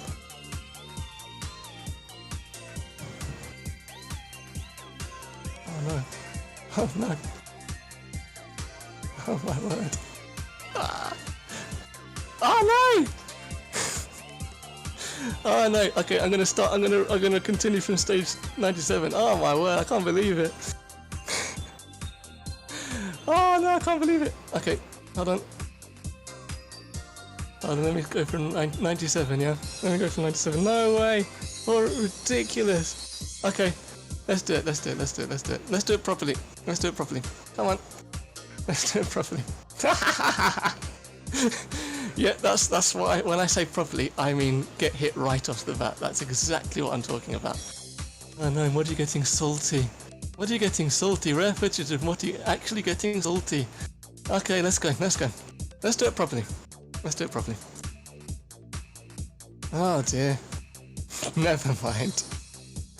I got so unlucky, just unlucky in every aspect. Technical issues, didn't get any 1-ups. Well, no excuses, but anyway, no excuses. Okay, don't worry, I'm gonna live through this. Don't worry. I'm gonna live through this. Maybe I should just use some bombs here because it's ridiculous. Like that. Because I can earn most of the bomb back. Oh my word. What is happening here? I have no idea. I have no idea either. I have no idea what's going on. I have no idea what's going on anymore. It's ridiculous. It's just absolutely ridiculous. Oh my word. Oops. There we go. Okay, I made it through. Oh no. Okay. Right, here what I'm gonna do is I'm gonna use the homing, just use the homing the whole way, just the whole way. Because it gives me it replenishes my bomb with lots of pickups midway. I'm just gonna keep it homing. Oh my word, I cannot believe I died. Disastrous, absolutely disastrous. It really just okay, never mind. Cannot believe it though. Believe it. Nothing went my way. Nothing went my way today. Alright. I did get 2 billion at least. I showed everyone how to get nice cool looping. Hey, this is the first boss. Here we go. What I want to do is I want to destroy the shield. I want to do a bit of dodge the fire, retract my do reflect megalodon. Retract it for a bit to help charge my bomb. Try and get the sword now. I'm going to try and get the sword now. Do a little bit of reflect.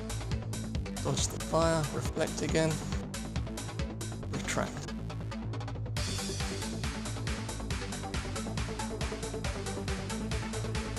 A bit of reflect.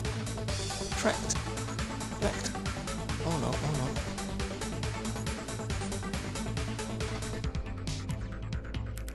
Okay, that's good.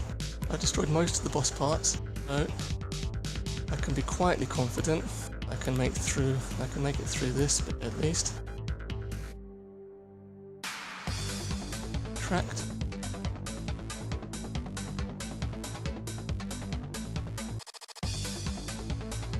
Okay, we're almost there. Almost there.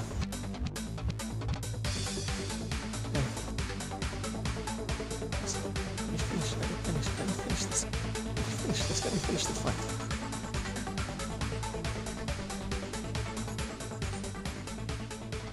Okay. Oh no. Disaster. Hideous. I tell you what. What should I do? because there's not much time. I can't believe what I did there. Tell you what, because there's not much time. I'm gonna skip that. Just pretend I beat that boss. Cannot believe it. I'm gonna pretend I beat that boss, and I'm gonna go to stage 100. Absolute cheater. 3cc. Come on, let's do it. This is the last boss. You know, gonna do my reflect and retract strategy. This is reflect, now retract, and off. Oops.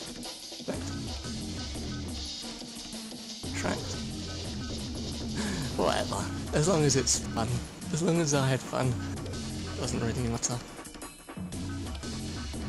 I tell you what, this game is a lot more fun when you're not nervous. But anyway. I really have no idea who this last boss is. I think it's the player character's avatar in this in-game world. Because Illvelo takes place in an in-game world, a virtual world called Death. The same went for the first Illvelo as well. And so you're sort of, there are mysterious things going on in the in-game world, and the company behind the in-game world are doing sort of very sort of dubious things. So the story of this game is that you want to find out what's going on, get to the bottom of it.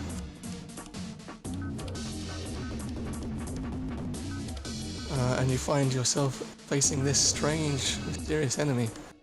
It reminds me of Alesta, GG Alesta 1 or 2, I think. I can't remember which one. The one where you have a like a... Oh dear. One where you have a robot and it oh dear, and it slowly turns into a skull. Well, it turns into a woman's face and then turns into a skull. It reminds me of that. The same pedigree, like the same, or some of the same people who worked in Compile are working on this. And maybe that's where they got their inspiration. I have no idea though. The boss is as good as dead by now, but I could very well lose 4 lives, no 3 lives. Oh, there we go. Okay, I did it. That was a 3cc of a console game. It's alright. Oh, I can't believe it. I messed up spectacularly, but that's fine. Alright, that's it, done. I finished it. Oh yes, it's the last boss of GTA 2, yeah. Thank you. That was a spectacular failure, but never mind. Thank you. I did spectacularly bad, but yeah, lots of fun though. Lots of fun. Lots of explosions. Lots of nice music. Shame you couldn't hear the music. All right, I'm gonna be in Discord now. I'm already in Discord. Oh my word.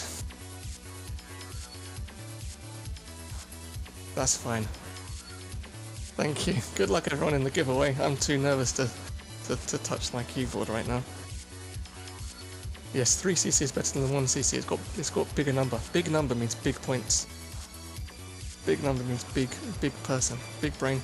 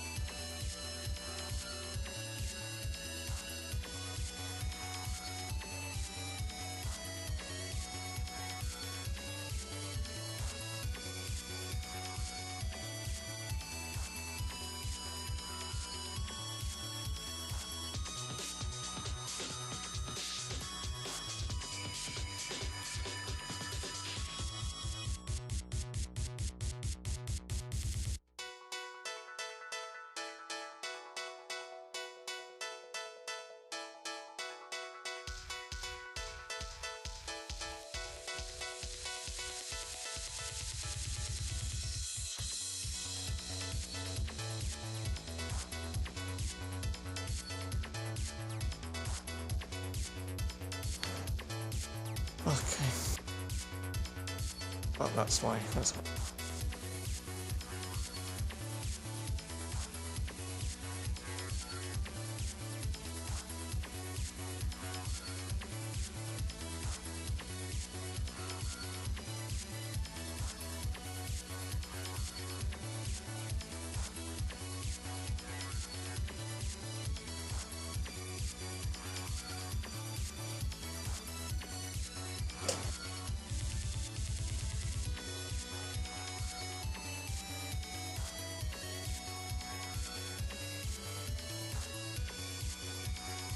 Okay.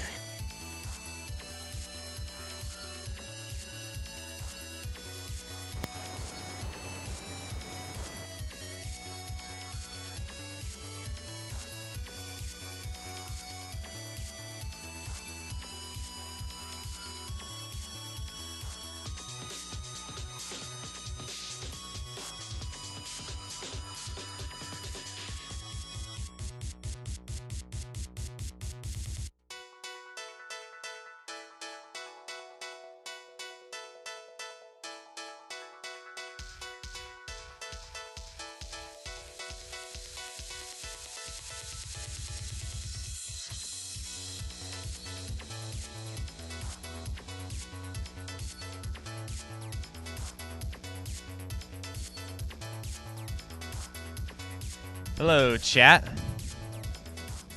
Congrats to Rizzardi for getting the giveaway win for the physical Esperade on Switch. It's got the light. Oh, jeez. I can hear myself. Hold on.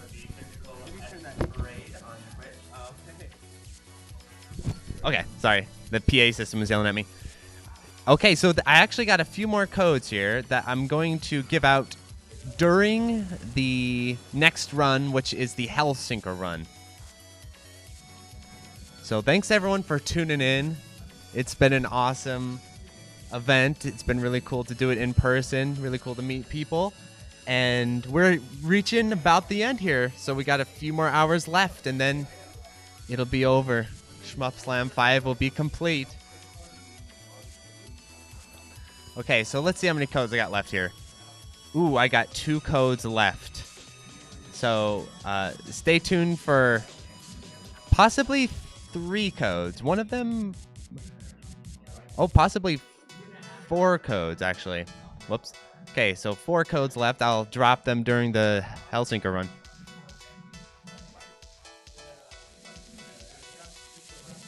Yeah, all these codes are for Steam. They're all for Steam. Except the physical Esperade, which was on Switch. Okay, everyone. Stay tuned for Hellsinker.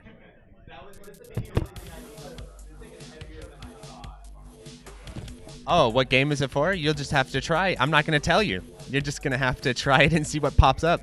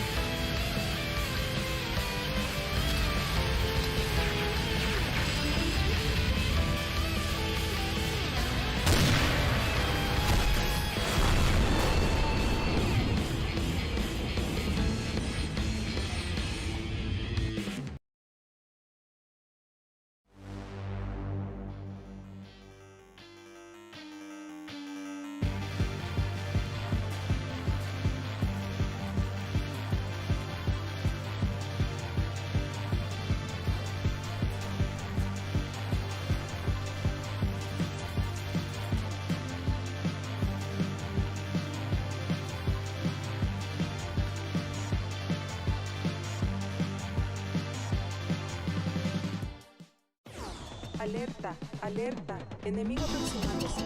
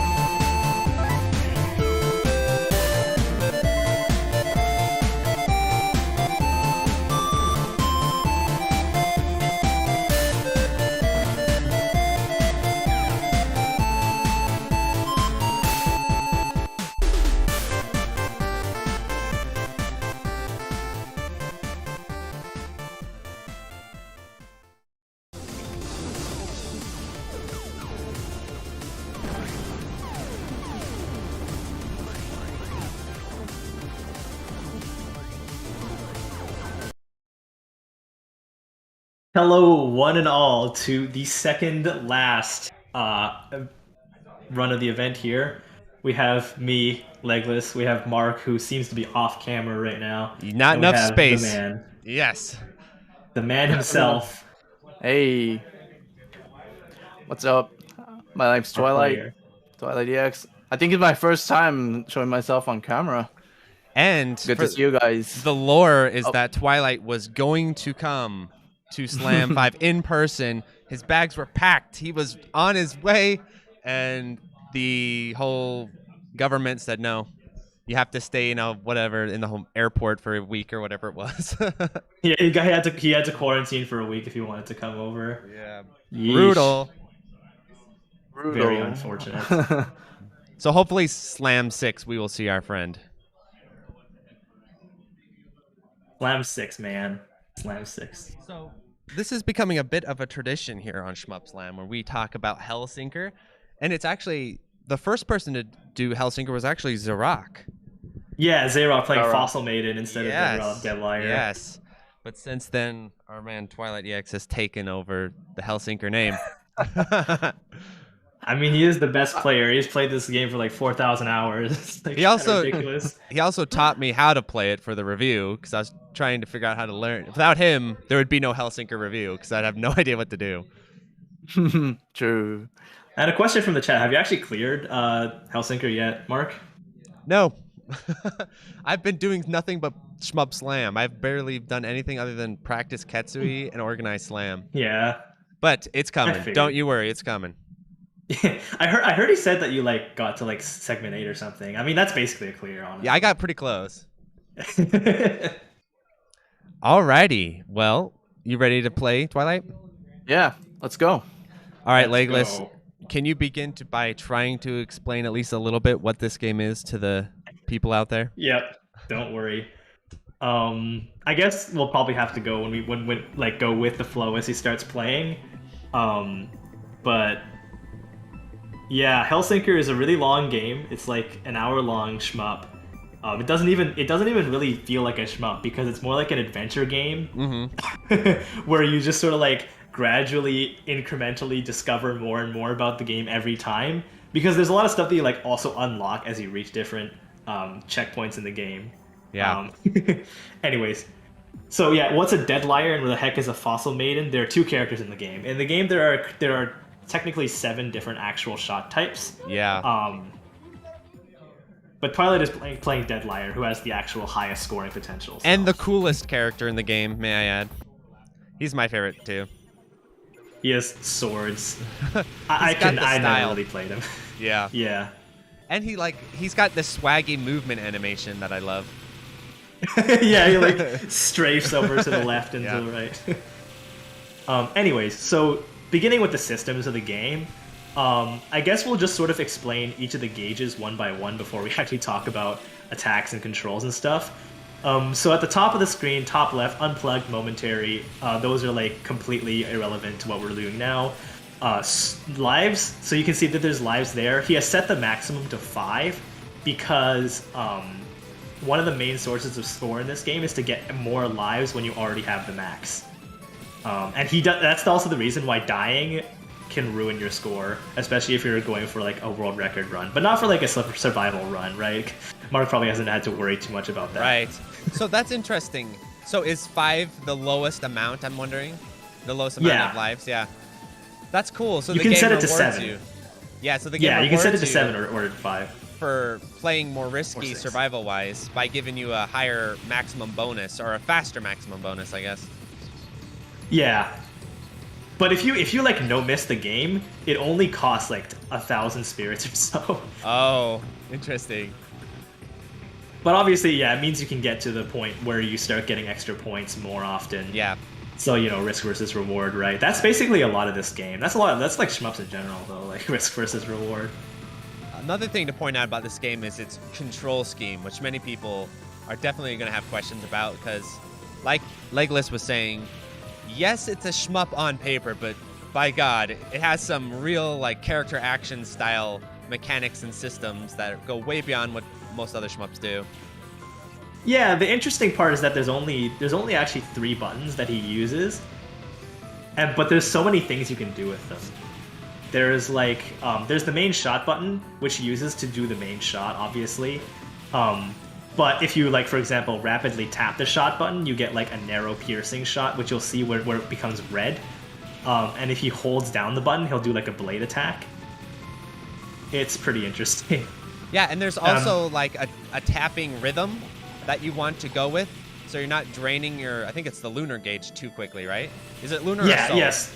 I can't it's Luna, so I'll explain those next, I guess. Yeah. So next, when you go down on the left side of the screen, we got Soul and Luna. So Soul is essentially your shot power, so the actual amount of power that comes out of every time that you press the button. And then Luna dictates the number of shots that come out of each shot. So if your Luna is too low, no matter how much you mash, you won't actually get that many shots coming out. And what's interesting is that every time you tap the shot button, your Luna goes down by a set amount. And if you mash too fast, you're not going to like increase the actual amount of shots you put out, but you're going to decrease your Luna really fast.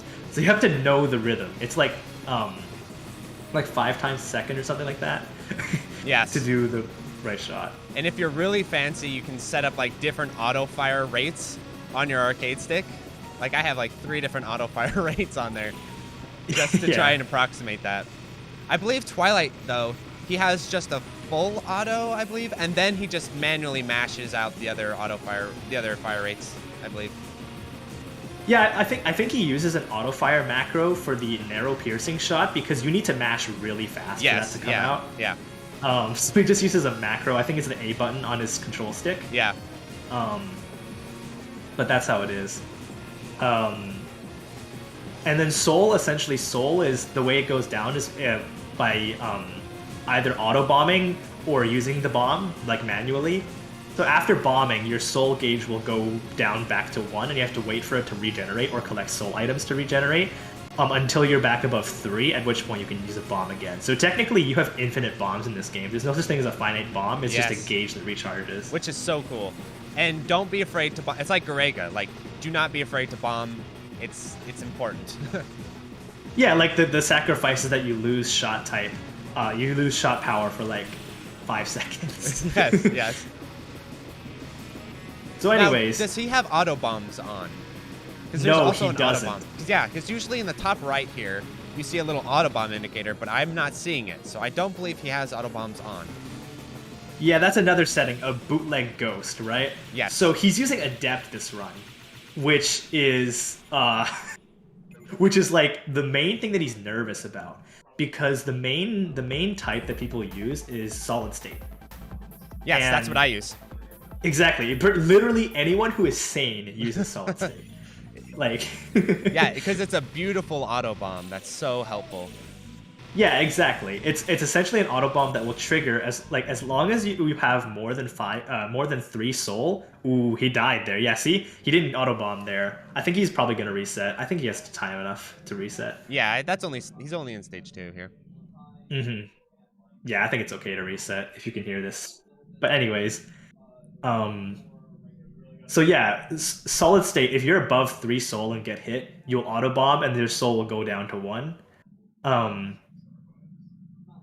But in Adept, you don't get that. And the solid state can trigger 3 times per stage. So you get 3 free auto bombs per stage, provided your soul is above 3. So that's pretty good. But he's using Adept here, and you might be wondering, why the hell is he like not using the auto bomb? I was wondering the very thing, Legless. Like, what possible advantage could there like ever be from not using auto bomb? And it essentially comes down to the thing called the suppression aura. So essentially, one of the things that makes this game a little easier, to be honest, is the suppression aura, which is the essentially so on solid state, which is the auto bomb setting, if you just stop shooting your main shot for a certain period of time, a suppression aura will appear around you, which slows down bullets and also does a little bit of damage, right? And you know that happens, right, Mark? Yes, and it also can cancel bullets if it stays on them long enough. Yeah, right. If the bullets are in the suppression aura long enough, they get canceled into like items. Mm-hmm. But with Adept, it's a very different system. In Adept, you activate the suppression aura by holding down the main shot, which is what he's doing right here. And the suppression aura, one of the main sources of score in this game is grazing those needle lasers that you kind of just saw there, and you also see again later in the stage that give a lot of points. And there are some parts where it's possible to graze certain needle lasers where you previously couldn't with solid state because of the different way to control your suppression aura. Interesting. Is it bigger? Yeah, it's also bigger, right? Yeah. See, so yeah, here. If he stays on these, they'll start to cancel those blue ones. Mm-hmm. And also, you can see those red lasers. If he keeps those red lasers within his suppression aura, he gets insane amounts of spirit score. Yeah, that's what's on the right side, by the way. You can see there's spirit, kill, and token. We only care about spirit, which is the main source of score, which is the main scoring category in this game. Yeah, it's so complicated when you get to the right side of the screen, what's going on over there. The good thing is that for our purposes, we don't need to care too much about a lot of it. Yes. But yeah, Spirit is the most well-rounded way of scoring because there are so many ways to get Spirit. There's 7 different ways to get Spirit that are all pretty equally complicated. So one of the main ones, as I mentioned earlier, is grazing bullets. But another way he gets score is by shooting enemies and what's basically pooling spirits inside of the enemies to cash out on them once he actually kills them. So as he shoots enemies, essentially, if he's close enough to them, he'll increase that blue number that's on top of them, and that's the number of spirits inside the enemy. And when he kills it, he cashes out on that many spirits. I never actually knew what those blue numbers were. That's score. It's score. That's crazy. That's a really cool system. It's a lot different from your traditional shmup where enemies are just worth one static amount of points and that's it. Right, yeah. That's why he's going back and forth here, because he wants to be close to it but not damage it, to pump it full of spirits. Exactly. Because if you can see around Deadlier, there's a little aura, it's kind of like the DDP ass blaster, right? Yeah. Where he has this little aura around him. That aura doesn't do a lot of damage, but it fills up the spirits on enemies by a lot. And that's sort of the main source of scoring for that. That's why he's on top of the boss and not at the bottom of it. Because if he was just shooting at it from the bottom, it would be doing a lot of damage, so he wouldn't be able to get enough spirits in there before it really dies. It's a very interesting version of milking, for sure. Rather than canceling projectiles or all that sort of thing. Yeah, you're hitting the boss with a weaker attack that you have to be more risky for in order to pool more spirits. Yes. It's really cool. It's also kind of adding a bit of a melee mechanic to the game, in a way. Because you have, exactly. You have to get up close and personal. Mm-hmm. And it's a very unique application of the concept of point blanking as well. Because it's in a traditional shmup, you point blank to do more damage, right? Yes. But here it's kind of the opposite. But obviously, if you're not playing for score, it's not something that you really worry about at all. Fun fact, his little option that he sends out there, it can also collect items for him, too. Yep. So that's the sub-weapon for Deadlier. That's the other button. So there's the main shot, there's the bomb, and then there's the sub-weapon button. And that's the drone thing. Now, Deadlier is super confusing because there are actually 2 modes for it. I have not grasped how to use it properly at all. So it has different versions. The one that you're going to see the most is you hold it out there, then you'll see a little icon appear just like this, and then you sort of set it out there, and it's an option now, and it follows you around in that configuration. So it's really good for screen control and that sort of thing. But that's only one of the uses for it. Another use is if you double press your sub-weapon button, you throw it out there like a fishing line, and you can sort of swing it around, and I'm not even exactly sure what it does other than it does a lot of damage, but it has all these different formations. Yeah, exactly. It's so weird because they look so similar, but they're very distinctly different. Basically, what he's explaining is that if you hold the button down and then set the drone down like he just did here, it'll follow you around and it'll do damage around it. But the damage is not very high. But the other thing is that it'll stay out there forever as long as you don't press the button to retract it. Whereas if you just tap the button, you'll toss it out in a direction, and then there'll be like a fishing line, right? And the fishing line actually does damage. So it does damage to all enemies along the path of the fishing line, and that damage is also increased if you're shooting or if you're charging your blade.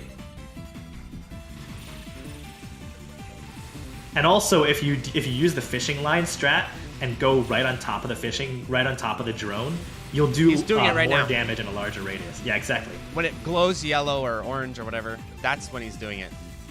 Yeah, and it does a lot more damage. And what he was able to do there is use it to do like damage to a bunch of those like unkillable ammo things, and it gives him a lot of points. Did we explain the targeting system with the main shot? The targeting system? Yeah, if you hold your charge shot, you can like target onto things and hit them with the sword. Oh, the blade, yeah. So there's that too. Yeah, so the blade, when you hold it down, you can actually lock onto a target by going over it, and then you'll instantly slash the thing. Otherwise, it would fire like a projectile. And another thing that's cool about the blade is there's a reticle He's there. using it right now. Exactly. And you do the most damage with it when the enemy is in that reticle. It's kind of cool to like learn how to control the spacing. So you're saying he has to manually activate the suppression aura in this mode? Yeah, well, it technically automatically activates when you're holding down the blade, like charging the blade up. Right. Oh, okay. But it's very different than just sitting there without shooting your main shot. Yes. Right. So this is Scarlet Queen, the second stage boss. The first stage here, what he's doing is he's just grazing the lasers. We've seen that before. So he sets the drone up there to damage the top, collect items, and then he goes on top and does the same thing that he did with the first boss. Right, he's he's stuffing it full of spirits. Yeah. And the game also has a very interesting system where the number of spirits that go into the enemies increases the more enemies you're like stuffing at once. Oh wow. And you can see there's like 5 segments and like a body of each wing, and he's like the ones that are alight right now are the ones that he's like actually milking right now. And since he's milking so many at once, the rate at which like the spirit number goes up is really fast. Is there a max, or will it just keep going up? It can technically go forever. Wow. I don't know what's the highest in the game. You'll see. Technically it's Slug Lady in stage 6, but that's not because of you like milking it. That's because of something else. Oh, that doesn't really count. This might be the highest you'll see it, like 130 or so.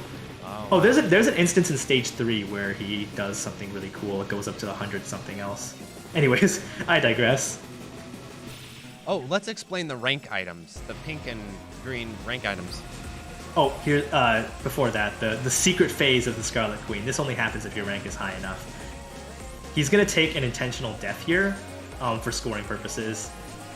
Basically, the reason is because this secret boss drops an extend item. But if you collect the extend item while at full lives, you won't get extra points. So what he does is he dies because every time you die, you get 4 life pieces. Which is kind of weird, but that's just how it is. Yeah. So he dies to get 4 extra life pieces, then collects the life item to get that life back for free. Anyways, yes. I've learned not to question Hellsinker's ways. Don't question it. Just accept. But yeah, let's talk about the rank items, because it comes to be more and more important as the route goes on, I would imagine. Yeah, well, it's not so important for scoring, because the scoring strat is to always keep the rank at max. Right, yeah. So the rank is the Stella gauge that you see at the like center bottom left of the screen. Stella is the rank in this game, and essentially it ranges from like 1 to A, which is 10. And essentially how it works is as the rank goes up, bullets kind of move faster, and also the lasers get longer, so it is a little bit harder to dodge. But you also get more score. And for a scoring run, like Twilight is doing, you always want to keep rank at A, which is the maximum, because if you don't, like, you lose so many points. And often you'll see these like little star items. There'll be green stars and purple stars. Green stars increase your rank, and purple stars decrease it. So if you're on a survival run, you might want to get the purple ones because it decreases the difficulty. But for him, he never wants to get a purple item. Yes, right. Green only. For him. Yeah, and I'm purple only. Yeah, exactly. Although personally, I found that the difference in difficulty between high rank and low rank is actually not that high in this game. Oh, good to know. Personally, I'd say. But I've also like mostly looked at this game from a scoring standpoint. Yeah, there's also a lot of really cool gimmicks in this game. If you haven't already noticed, this stage is like really wide. Yeah. It's very cool because there's so much stuff on the screen, and you have to know exactly what to kill when to get the most points.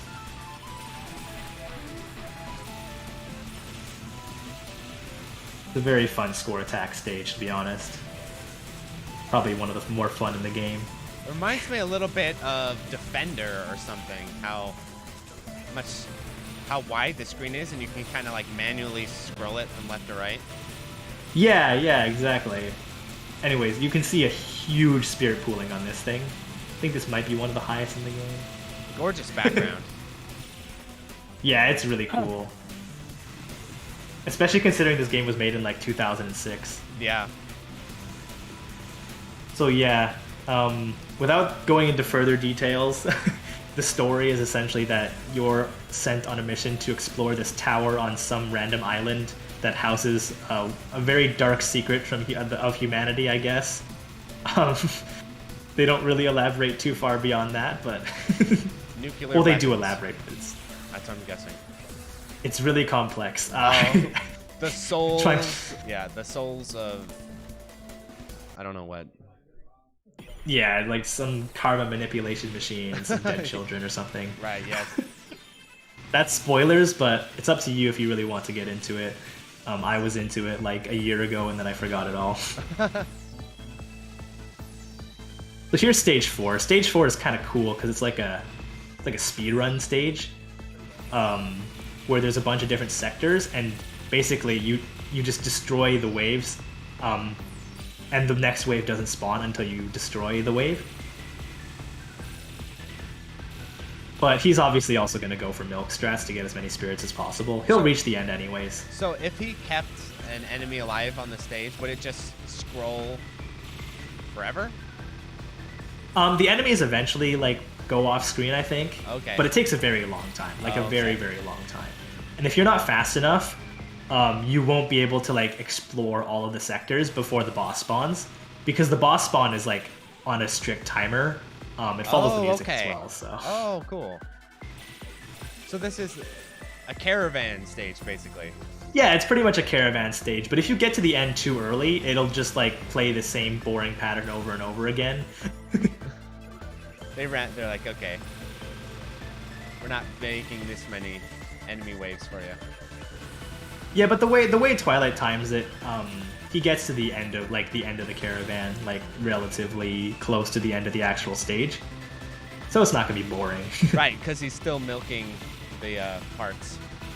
Yeah. Enemies. And some of the sectors are indeed auto scrollers, like this one.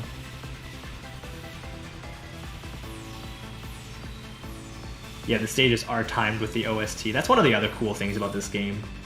I mean, it's obviously like common in a lot of shmups where the stages tend to follow the music. Yes. But I mean, this one's really cool because you can often see like how the stages can change phases according to like the music, which is just really cool.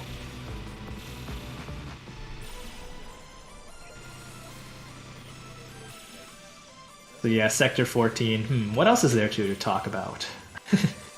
So, let's talk about the scoring a little bit as far as what his record is, and right, sort of a little bit of that, because I'm actually a little fuzzy myself. Yeah, I think his scoring journey was essentially like he bought this game on Booth like sometime in 2019, I believe. I don't know. He just likes dojin stuff, I guess. But he didn't just he's actually not like an old guard player. This game was released in 2006. Yeah. Like take that in, right? And he started playing in like 2019. So he just essentially like went off a lot of the old records on the Hellsinker scoreboard, and I think he like beat the previous Deadlier record at some point, which got him really motivated. It was like 130,000 spirits or something, and then from there he just sort of like started pushing the record ever further and further. So it was just like a gradual burn of like 150k, 160k, and then finally 170k, which is pretty much the theoretical limit for this game. Like that run is nigh perfect. Wow. I cannot stress how crazy it is. So what's he gonna do now? Just party? There's not much he can do. I think like if you were to have my opinion, he's pretty much reached the pinnacle of this game. That's crazy. Anyways, now we're into Rusted Dragon. So Rusted Dragon is a really interesting boss, because it's a boss that has much more to like offer for scoring than it is for survival. If you want to play this boss for survival, all you need to do is just kill the main body. You see that yes. Big guy up there? Yes, that's how I do it. Exactly. But if you decide to first kill its wings, and then if you kill its wings, you go into this phase, which has him shoot all these like pods at you. And Twilight is speed killing all of these pods as fast as possible, because what he wants to do is advance the caravan to the end. And unlike this stage, the end of this caravan is very high scoring. So what he wants to do is reach the end of the caravan as quickly as possible, and then milk that for a really long time.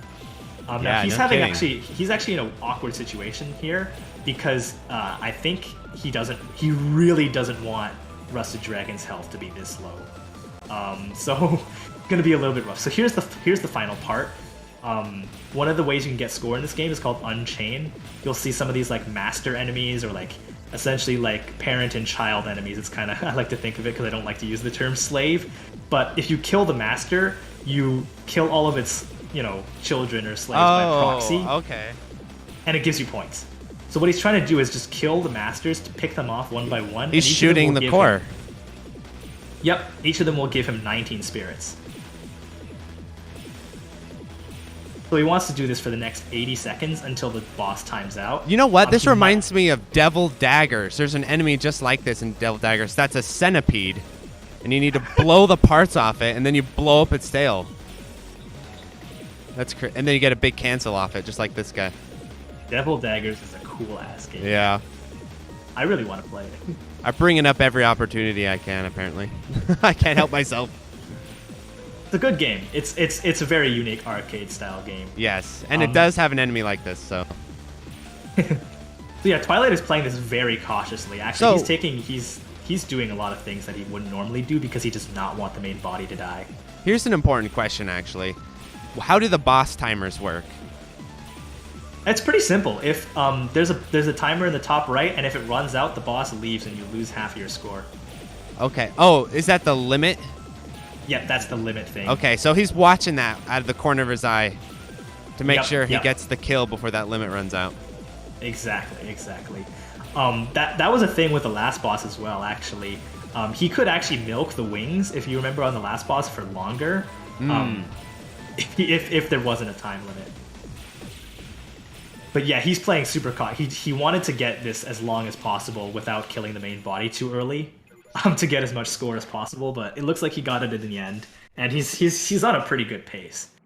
23k spirits might not sound like a lot when you consider that his record is 170k, but you'll see why he can get 170k sometime later.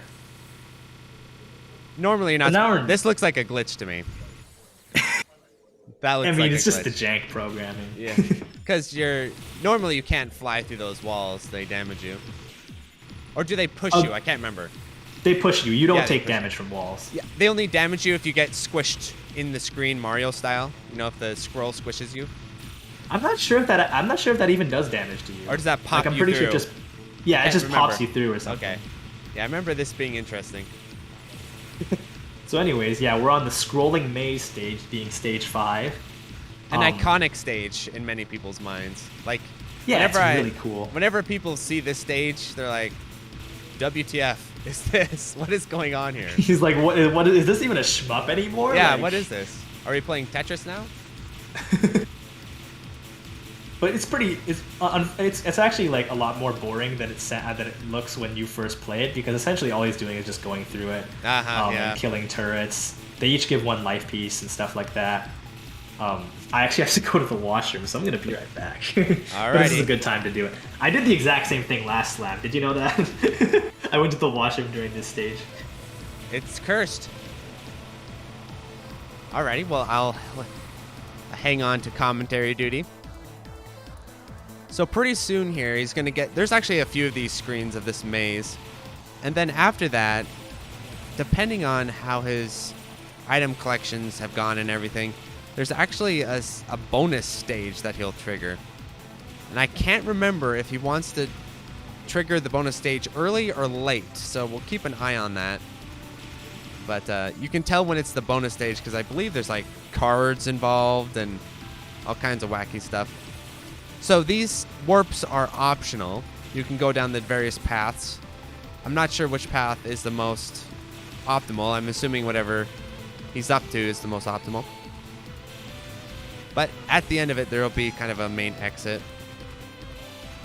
What's a fun strategy with Deadlier that he's not really doing too much? Oh, he's doing it right now. Is you can set your option out in front of you to sort of preemptively kill things as they come on screen for a little screen control. Yep. Yeah, so if it's scrolling left, I like to throw it out on the left side, and then if you scroll right, I like to throw it out on the right side. Oh, that's kind of cool, actually. I never thought of it that way. Yeah. Okay, if you're wondering, since we have time to explain a lot of things, if you're Yes. wondering why he does the wall bumping strategy, it's because doing damage to literally anything in this game gives tick points. So he even just the wants wall. to maximize that. Exactly. Doing damage to the wall can actually give a few points, Crazy. which is kind of weird, but hey, that's how spirits are, right? Logic. I think the dev just wants something, like he wants every part of the game to be somehow involved in the scoring system. Even if that involves a wall. He's like, the damn wall needs to be involved. I don't know, man. Tonner's on something. Like, Yeah. I don't even know if it was intentional. I really don't know if it was even intentional, but hey, whatever. So this was all made by one dude, right? And he's kind of like a mad genius. Yeah, one guy, Connor. Very little is known about him as well. He's very enigmatic. Like, people don't even know what he looks like. People legitimately don't... I'm pretty sure people don't know what he looks like. I'm pretty sure every time he sold this game at, like, Comic-Con, every time he sold this game at the convention, he didn't sell it himself. He sold it through another circle. Oh, jeez. Maybe he's the creator of Bitcoin or something. Same guy. He's making Bitcoin on one computer, the other computer he's developing Hellsinker. That is the funniest thing ever. Yeah. No, he sold it through Tasogare Frontier, which is the circle that made like the Toho fighting games. Oh yeah, I remember those. Yeah, that's he just had copies of Hellsinker at their booths. That's great. This boss really reminds me of a boss in Radiant Silvergun. When you go into like that line art mode in one of the boss fights in Silvergun, I think that might have been a bit of an inspiration for this guy. Yeah. Well, the reason they look like line art is because they're like manufactured on the spot or something like that. Yeah. I never really knew what the lore is on Silvergun, but I assumed it's like some sort of computer thing. Like you're inside a computer system of some sort. That shit is cryptic, man. Absolutely. But yeah, no. Apparently, basically what's going on with this boss is that there's a giant clock, and the clock just kind of shits out these mechs that the like bosses that we've seen so far. And essentially, we need to kill the clock, or else it'll just keep manufacturing mechs that will keep attacking you. So we got to kill the source. And the the sort of boss rush mode of this boss fight is just manufacturing basically. So with the limit timer, are those per phase? Like, okay, so it they're says per phase. 19, so it's per phase. Yeah. Oh, So this you can see it face just changed sucks. This face is so nasty. Yeah, so this phase is technically random, but it's also not because it goes off the timer. So if you're like sight reading the game, there is no pattern to these flames. But Yeah. if you're like Twilight and you know what you're doing, you can go by the timer on the bottom right, and you'll know what kind of patterns are. And obviously, if you have a route, you'll know. Interesting. Mm-hmm.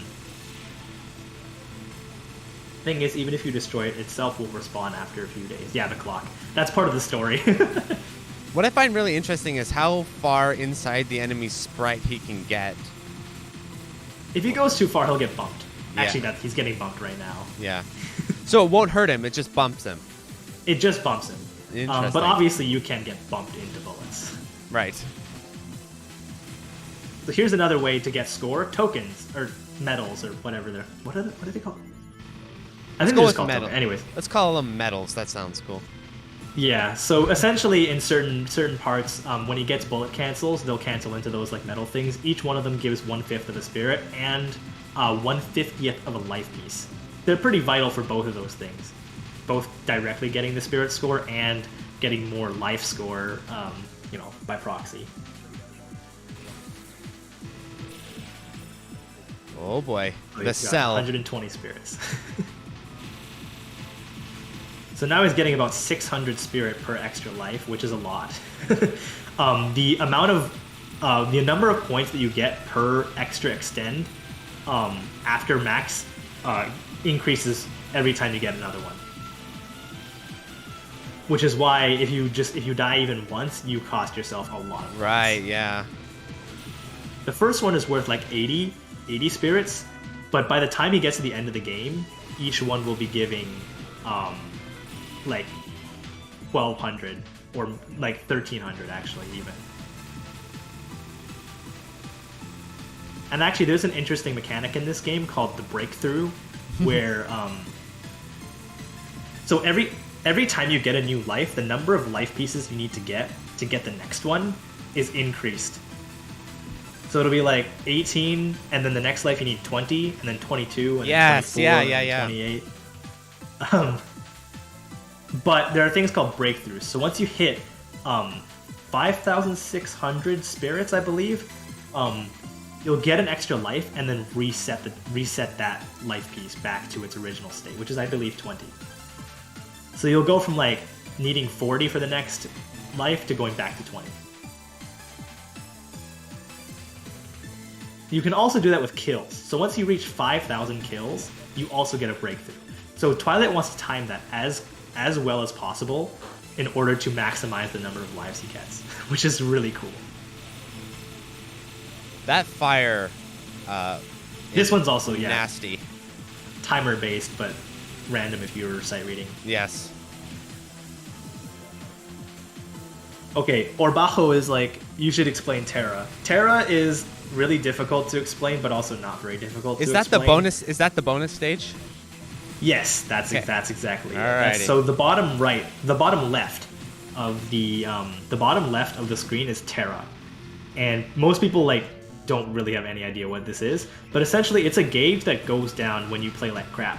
So every time you autobomb, die, or drop a life piece, your Terra will go down. And once it reaches 0, the next stage will be the bonus stage. Yeah. So there's a bonus stage that we'll see later, and that can happen anytime between stage 1 and 7.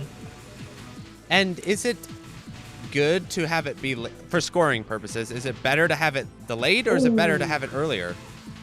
It's better to have it late. Yeah, okay.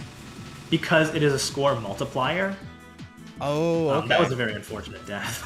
So again, a really clever design decision, because if you're struggling with survival, the Terra stage will help you regain resources and everything. Yeah, it gives you a lot of life chips. Yeah, but it'll punish you score-wise because you could have delayed it later.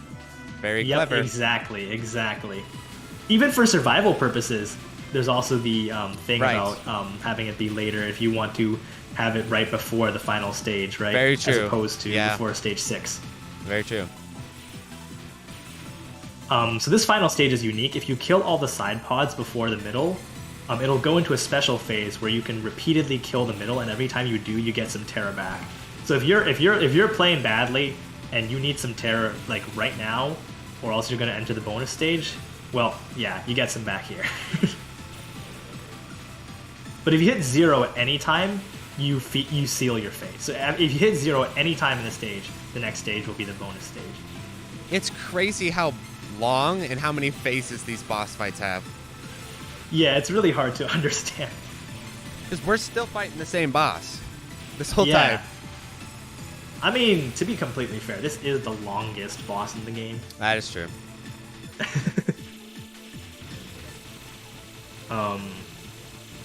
So yeah, that's He that. threw his Great option. explanation. Yeah, he threw his option to try and pick up the items. There you go. He throws it to the side to help pick up the items that drop. Yep. And he's also setting up his kill breakthrough. He has 4,460 kills. So he's going to plan exactly how and when he'll get 5,000 kills to get that next breakthrough, which is really cool. Also, big grazing. Lots of points.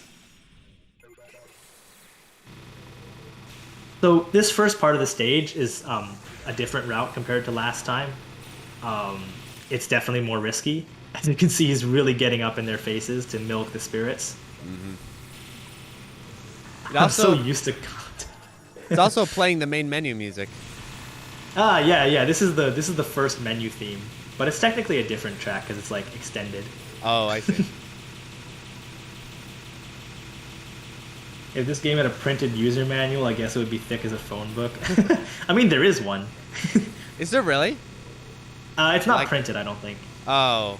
The game comes with like a PDF that explains the game, though, or not like an HTML or something. It just is one page and it says "Get good." That's all it says. Figure it out yourself. Yeah. So here's segment 6, which is the longest segment in the game, stage-wise. Oh, this is a cool mid-boss. So this is Slug Lady. Don't ask me why the hell she's called that. So you can use the pink lasers to damage her. And what you want to do is you want to kill the options on the side, because every time you kill one, it increases the spirits in the main body. And you want to lead her into the pink lasers as they're spawning. Yes. So you want to use the pink lasers to get damage, but you don't want to use the pink lasers to kill the options. Because if you use the pink lasers to kill the options, he loses the points in the main body, which is really messed up. So you saw there that at the very end, it had 62 spirits inside of it. If he had actually killed all 4 of them properly, it would have been like 180 something, I believe. So he lost out on like more than 100 spirits just from doing that. But it doesn't. Like if you don't care about score, that literally does not matter. Right. Not in the slightest. Just blow it to pieces. Mm-hmm. So yeah, this is just sort of a bonus section because the game wants to sync with the music, but it also wants to account for killing Slug Lady early. So it's just these waves of enemies. This is where you can get a lot of kills, and this is where he's planning to get his 5,000 kill breakthrough. So Yeah, you it's see just it very throwing popcorn soon. at you. Yeah, exactly. It's just tossing it. Tough streaming. And there we go. So here comes the second phase of stage 6, where the music changes and it gets really cool. There's the breakthrough. He gets a bullet cancel as well. That's why he times it to be exactly there. Which is super cool. Oh yeah, getting a nice multi-spirit or whatever you call it. Yeah. Another thing is that these enemies are shooting destructible bullets from above them, which destroying destructible bullets also gives points in this game. Although not nearly as much. This is the easiest section, but it looks cool. Yeah, definitely. There's nothing that can kill you here, so that's why it's easy. But Unchained Time. This grazing section is really, really iffy because the needles are not actually aimed at you. Each enemy shoots 2 lasers, and they go to each side of you. Oh. Little trap there. Yeah.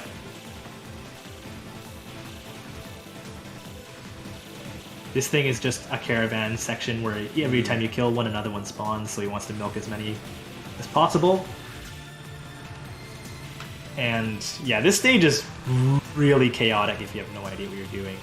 And the pink lasers are still coming up from the bottom. You can get caught by one if you're not in the right spot. And those bullets that come down, again, if you don't know to like already go up to the top of the screen, you will get hit by one of those.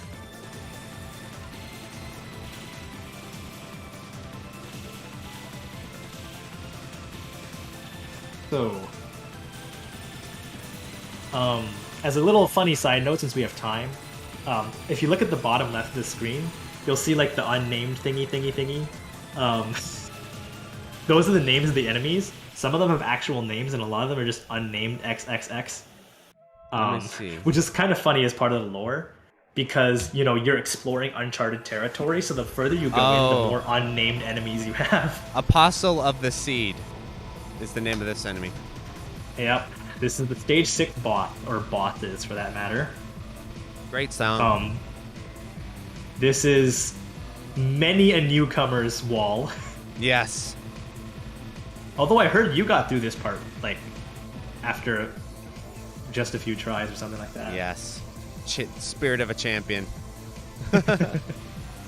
That's what happens when you're just good at STDs. But anyways. So yeah, they're these two armored ladies, I believe, who just do these attacks. Right now it's just the first phase, and Twilight is just trying to milk as many spirits on these body parts as possible. Once he kills all the body parts, he'll move into the second phase. Oh, a side note: the middle HP bar is just the combined HP. That kind of shows you how much HP each, or like, you know, they in total have. This is a great song. I have to comment on that. It's awesome. Banger. Yeah. It's got like electronic, and then it's got the orchestrated voices. It's got everything. Yeah, no, the music style for this game is just so unique. I don't Did really he know how compose else to it, or did describe someone it. else compose it? Oh, he composed it as well. Everything. Oh, wow. Radio Zonde. Yes, these bosses are theorized to be from Radio Zonde, which is his previous game, which is way harder than this, by the way. Wow. Hard ass game, crazy game. This is his So this part is commercial. completely RNG. This is his commercial release. He's like, you know what? I need to make something commercial. Hellsinker. Yeah. I don't know if you could call this commercial by any other standard. But anyway, this part is RNG. It's just random attacks. It's completely random which attack they'll go for next. And once they hit 20% HP, they go into this dual attack where you can milk a bunch of destructible bullets for extra spirits. Yeah, lots of points. And graze, for that matter. And then one of them will die. Or one of them has a self-destruct attack, but luckily it doesn't do much since he's at the top of the screen. And it's dead. Now he just has to finish off the other apostle, and the fight will be over.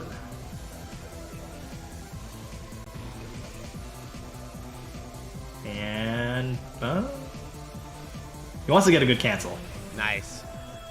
Yeah, that's what he wants. Alright, there we go. But the stage's not over. What? How is the stage not over when the boss is dead? Well, I guess there's sort of like an escape sequence. Right. You know, if you like Metroid or anything like that. You gotta get out of there. Because the reason you're here is you gotta get a key. And you gotta run away with the key. By the way, the key is that big sword.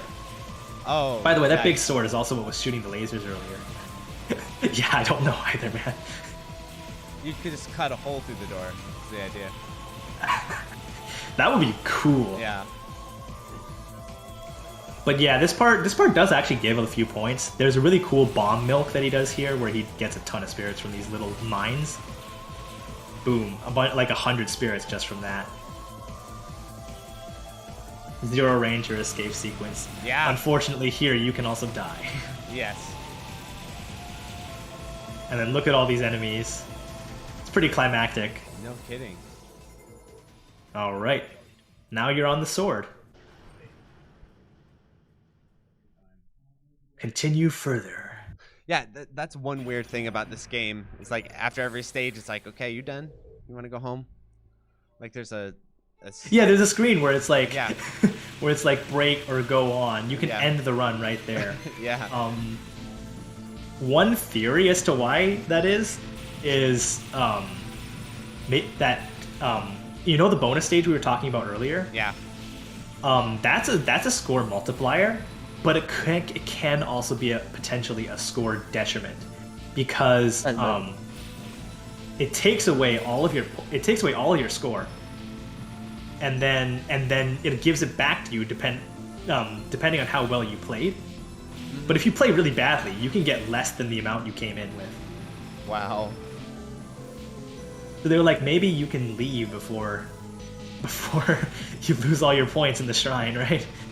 Oh, probably something like that, yeah. Yeah, so this is a really short stage, stage 7. It's pretty climactic. You're going through all these opening doors that are closing behind you. Yeah. Yeah. You're entering pretty surreal. The lair of the enemy. Exactly. The coolest thing is that the music segues into the boss here. So this is Rex Cavalier. Actually, fun fact, this is the same boss as the stage 1 boss, but this is his true form. His arms kind of funny. Cool. Are those lances or are those his arms? Those, I mean, they're his arms holding the lances. Okay, I was wondering. Well, actually, no. He has another pair of arms up front, if you can see. The lances are more like wings. Well, okay. It's an interesting design, to be sure. It's cool. But yeah, he's just sort of point blanking right up front so that he doesn't have to deal with a lot of the attacks that he dishes out. Essentially, what he wants to do is just, again, milk the heck out of spirits, but every time he destroys a part of the boss, it actually regenerates. So all the parts of the boss, except for the main actual like head, will regenerate health. Well, actually, the head regenerates too. The main body is what you. So there's just going to be a lot of milking involved here.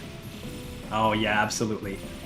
The most unique thing about this boss for a casual player is that his attacks change based on your rank. Oh boy. This is a really cool dodge, but he knows he can do it. Actually, fun thing, most casual players will end up timing out this boss, and if you time out this boss, you don't actually lose points. It's semi-intended that you time the boss out. Oh. You do get an extra life item if you manage to kill the boss before the time runs out, though. Does he just... Oh, because he regenerates, that's why. Yeah.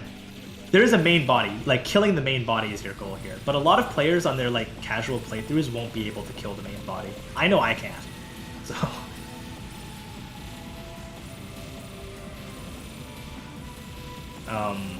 Also, speaking of the like rank attacks, actually on stage on this boss, a lot of the low rank attacks are thought of as harder than the high rank attacks.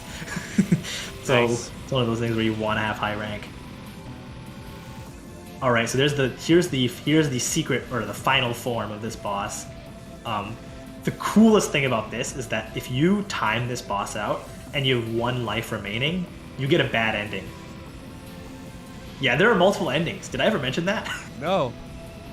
This game has multiple endings, one of which is triggered when you time this phase out with 1 life left. Also, you get extra points if you time its death extremely well. So he's trying to time this exactly when that bar reaches 0, and boom, nice. You get 300 or 400 extra spirits. Keep your dignity. How many endings exactly? 4. 5. 5 if you count. Yeah, 5 if you count not being able to kill the TLB. Or not the TLB, the last boss. The like stage 8 boss. Bonus stage time. Okay, here's where shit gets real. So he's gonna have a boss rush of 4 different bosses. Yes, and they are mean boys. Yep. We got Lost One, Temperament Nil. This is my League of Legends username, by the way. So what he wants to do is he wants to he wants to not die. So you get infinite lives in this stage. But every time you die, you reduce the number of crystals that you get at the end. 7+ endings if you include other characters. But anyways, he's milking this for Graves, by the way. He's not taking this shit lightly. He's milking for as much score as he can get. For most players, you want to speedrun through these bosses as quickly as possible. And a lot of casual players won't even have the time, because there is a time limit. You won't even have the time to kill all 3 bosses. But essentially, yeah, you lose crystals if you get hit. And crystals are what give you back your score at the very end. Right, yeah. So every crystal gives 1/200th of your original score. And you definitely want to use the sword lock-on attack on this enemy. I learned that the hard way. You want to use it on all of them, pretty much. Yeah. It does a lot of damage. Compared to the other characters, Deadlier does a lot of damage. This is actually a lot harder if you're playing like Fossil Maiden or less so Minogame, but yeah. I imagine, yeah. This boss is so annoying. If you bomb on that phase, she regenerates health. Oh boy. It's so annoying. And does speed play a factor too? Like the faster you kill them, the better? For a casual player, of course, because there's a chance that you will literally time out. But Twilight knows what he's doing, so he will like specifically engineer. And if you speed kill all the bosses, you'll also go into like an end of caravan sort of phase thing, just like in stage 4, right? Which doesn't give many points, so it's not really. So he's gonna milk them. Yeah, he milks them as on the milkable phases, which are the Graze one and this one. It's risky. The milking is risky though, because he can die. Those balls don't actually have collision, or they have collision, but they don't kill you. But they can easily push you into the bullets.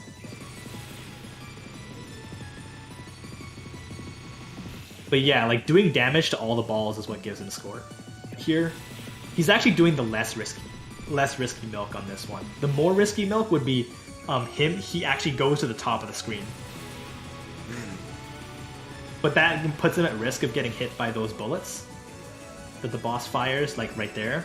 So he's not doing it this run because it's less risky.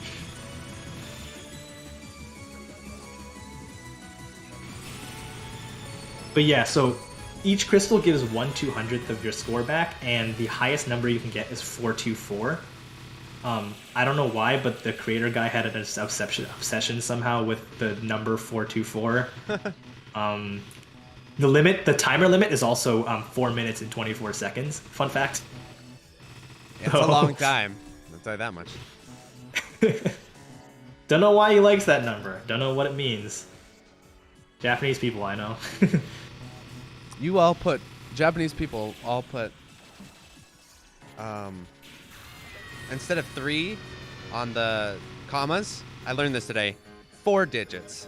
So instead of like 1,000, 10,000 gets a comma. Yeah, their words for those numbers are different too. They do this in China as well. Like, so it's really difficult converting, because their word for 10,000 is man, or wan if you're Chinese, and 1 million in English is 百万, or 100,000 in Japanese. So you're literally saying 110,000s. Oh, so same thing then. You're saying like they do the 4? Or is it? Yeah. Okay. That's crazy. Okay, so you got all 424. With other characters, this is what makes Deadlier so broken, by the way. With other characters, you actually have to try to collect these crystals, and you will drop a lot of them. Because there's no way to attract the crystals, and they just fall from the sky. But with Deadlier, you can just put your offering down here. Yeah, that's great. That's great. Yeah. But Fossil Maiden can do this as well because she has a drone. However, Minogame cannot. Kagura cannot. So rough times. That's just how it is. Rough times for Minogame. Rough times. Minogame is widely regarded as the easiest to survive, but probably the hardest to score out of all the characters. Right. Because scoring with Minogame requires a ton of risk. It is so risky. So here's the final stage. It's pretty simple so far, but honestly, if you know Twilight, or if you've played this game yourself, you are so nervous by this point. So you're on the edge of your seat. Oh.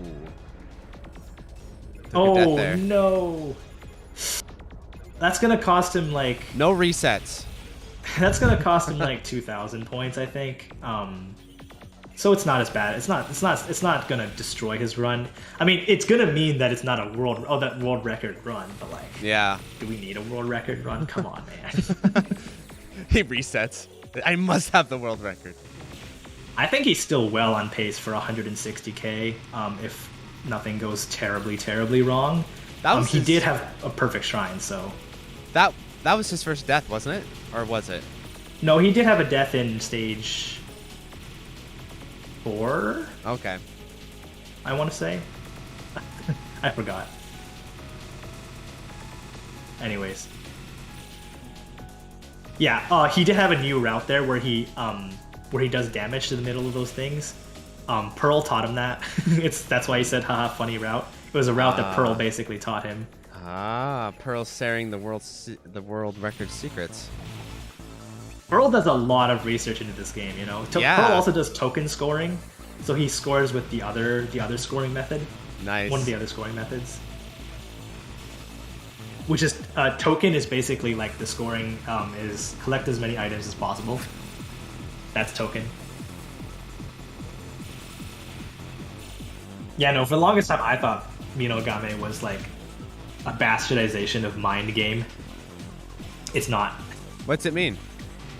It's like a mythological Japanese turtle. Oh, I could see I that. don't know the details, but that's what I know. But yeah, look at the number of points he's getting from doing all that damage to that stone thing. Banging music. I made a remix of this theme. Oh, what? Yeah. Did you remix the whole album? Oh no, I have not remixed the entire game. Not even close, but hey. That would be cool. Maybe more in the future. So, this climactic part where you kill the big guy, everything cancels. There's no bullets. I love the explosion animations. So lush. You know, that never occurred to me, but it is true. Yeah, like this game's got great effects. It's like those chain fireworks. Yeah. I want to hear that remix. Maybe I'll link it later. Everyone's searching for the people want the remix. Put it on YouTube or something. It is on YouTube. Give me a second. Yeah, put it in the chat. It's not the best music I've ever made. Put it in the chat. Okay. People want it. I hope it doesn't auto filter my link with here. Thanks. Oh yeah. That's what I'm talking about. Right. Before we get too sidetracked, though, here comes the final boss, or stage 8 boss. This boss is static. It's timed to the music, and there's nothing you can do to make it go faster. It's just a series of patterns that are just thrown at you. It reminds me of this other shmup. I mean, I'm having trouble putting it to mind. It's on the computer. It's on the PC. It has a lot of fans. Has a lot of timeout patterns with puzzle elements in it. Oh yeah, Toho. Well, Toho doesn't have that much timeout. Well, okay, it exists. Did you play Fantastic Shooting Festival 2? There's like a pattern where you're in a puzzle box and you just have to wait for it to end. And you just go around in a puzzle box. That's a fan game. But yeah, survival. I guess that's true. Exist. The fan game, can't hold it against it too much. For the Toho players, this entire boss is one big survival card. Non-canon. He's still milking as much as he can. So essentially, the gimmick with this boss is that you can do damage to the core, and it'll fill up this like satisfaction meter. And depending on... Oh, someone mentioned in the chat that Refrain has a final boss like this. And yes, it does. Yes, Refrain's final boss is exactly like this. It even has the like circular pattern on the outside and it gets bigger the more you fight it and stuff. Yeah. It involves a funny skeleton. Sans is a survival card. What DAW do I use? I just use FL. A lot of people use FL. I could try something else in the future. Maybe I'll use Ableton. But anyways, we're gonna. I want you to use Audacity. Dude, Audacity, you can. It's technically possible, but it's just really difficult. Well, there's the sine wave generator in there. Go in there, use the sine wave generator, remix the album. The oscillator moment. Yes. FL Studio, me too. Yes, based. FL is pretty popular in North America. Toho is the Hellsinker of Ikaruga. So anyways, so the satisfaction meter depends on which TLB you get. And he wants level 3, obviously, because that's the highest. And it gives the most score, obviously. It's the true ending, as they say. The TLB. Yup. Although, like, the level 2 TLB, the level 2 last boss is actually, like, harder than level 3. It's actually really difficult. That was a really crazy strat he just did there, where he only used his sub-weapon to bring it back up to level 3 after bombing, because if you bomb, it makes the meter go way down. Also, he's charging up a 60-second blade here. That's right, if you hold down the main shot for 60 seconds, you get a really powerful swing. We're gonna see it in action in a few seconds. Oh, you see that icon? Boom! Homie just swung like 8 times.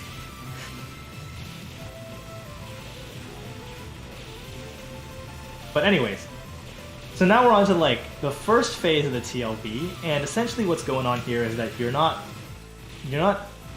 making the health bar go down, you're making the health bar go up.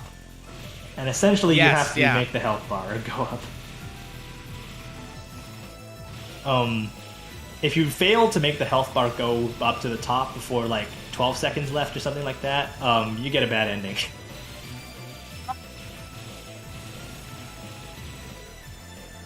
There's also text here, that's story. Oh, he died. Okay, that's not going to cost too much. Should be okay. But yeah, there's some dialogue here, but unless you can read Japanese, I forgot what was in it. But if the English patch does have it in English. Yes, this final boss, I remember, because the overlay gets involved. You start seeing crazy patterns on the overlay. Oh, you guys ain't seen nothing yet. If you haven't seen this before, prepare to have your mind blowing. Also, it's really cool that the background like extends into the overlays as well in this part. Yeah. But in about 10 seconds, you're going to have your mind absolutely broken. It's very climactic.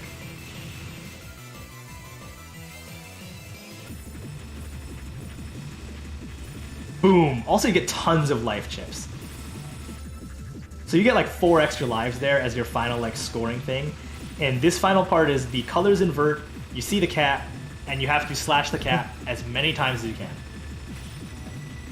That's just how it is. So what he's trying to do is just kill the like middle cat thing as many times as he can, because every time he does, it increases in value. You can see here that it's 84, it's going to be soon 91, and then it's going to be 98, and then further and further and further. Oh yeah, it's getting hectic now. I will say that this survival is a lot easier than it looks. You're just probably super nervous at this point if it's your first 1cc. So you can, like, at this point it's just you versus yourself, right? Luckily this part is also a lot easier to survive if you're using Adept. For a variety of reasons. But you can see how much score he's getting with every blade. It's just the final push to the finish line. Ooh. Oh, he somehow died there. Okay, yeah. That's going to cost him some points, but I think he'll still be able to make, at the very least, 150k. And there it is! Nicely played. The end. The end. The game doesn't elaborate further than that. It's like done. Alright, he got 157k. That's pretty good. Hey. Keep in mind. Hello. What's up, man? Okay. Well, like the death I took at like the last boss, the prior one, not the last one, the prior to the last one. Garland? That was like yeah, like the Garland. That was like a slight misplacement of my sub weapon, like barely. Like I don't know, like 2 pixels like right would have been like safe for me. Oh, so that's how you. Okay, I see. That's why I tried to. Yeah, that's why I tried to like remove that Tobari, but I fucking messed up that one. Oh my god! The people are clapping for you. Thank you very much. That was excellent play, though. I mean, that was nearly flawless stuff. Yeah. I think like playing with Adept, the no, how do you say autobomb? Yes. Yeah, no autobomb. Yeah, no autobomb and like live run with 157k. That's I think. I don't know if I should say it myself, but that's a very good score. Yeah, I would say it is good. It's crazy. It's a crazy good score. Oh like, my first god. of all, that would have been like near if not at world record like a year or 2 ago. And he did it with no like last time, remember like last slam, he played with autobomb and he died like twice. Yeah. And got like 149k. So like this is crazy to think that you can go an entire hour of like intense gaming and make so few mistakes. High velocity shmupping. Yeah. So I bet you feel good about that one. Yeah, I'm feeling pretty good about this one. Good way to start the morning, huh? Yeah. Got a whole another day to spend. Alrighty. All right. Well, thanks so much, Twilight. Yeah, thank you very much, Mark, for the opportunity. And we got 2 more runs to go. Well, probably not. One more run because I gotta cancel mine. So let's see here. Final run will be Final Star Force. Final Star Force. Where's my schedule here? All right. The paper. Nice, there it is. Got the paper sketch. All right. Thanks so much. Stay tuned for the final run of Shmup Slam 5. Good luck, everyone. Peace out. Peace out.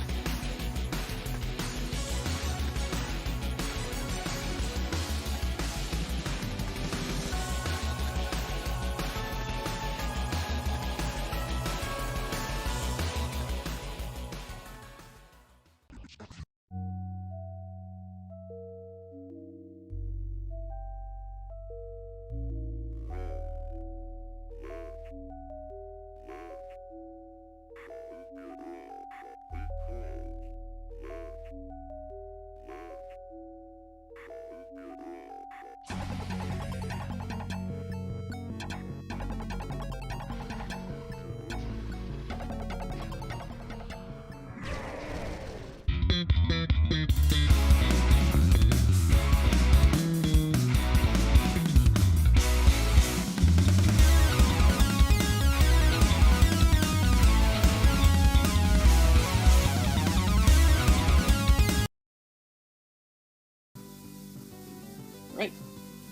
Alrighty, everyone, the final run of Shmup Slam 5. We got some final star force, fittingly enough. Tinotormed? You know, because final in the name. Yes. By the way. And on commentary, we have Xavier. Alright, take it away, Xavier. Alright, so making some good progress, you know, just mowing down Suzaka. Ooh, look, right, he picked up the Sea Cursor, also known as that one weapon with the homing orbs. Which probably means this is where the run really started.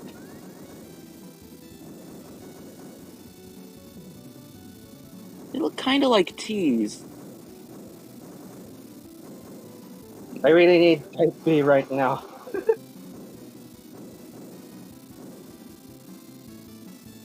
Alright, so don't expect any scoring shenanigans. This is purely a survival run.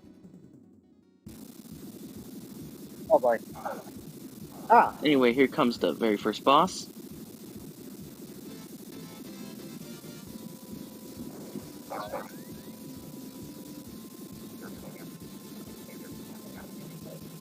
Oh, that's weird. The stream just decided to freak out for a second when you killed the boss.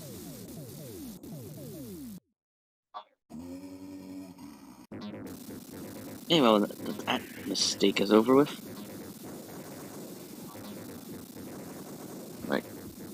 Pretty good progress. This game is pretty easy up until, like, stage 6. Anyway, Anyway, these flamethrower things would probably be a nuisance. Gotta get those out the way.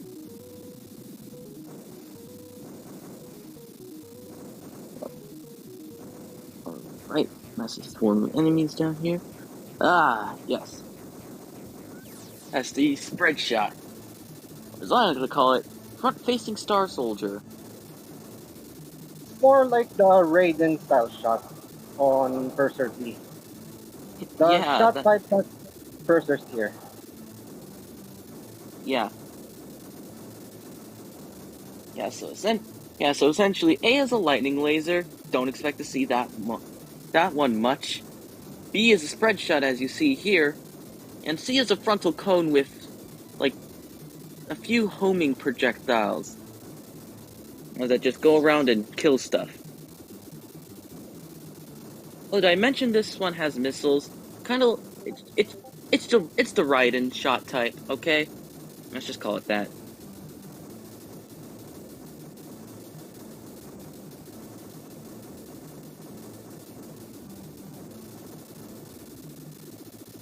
Bang.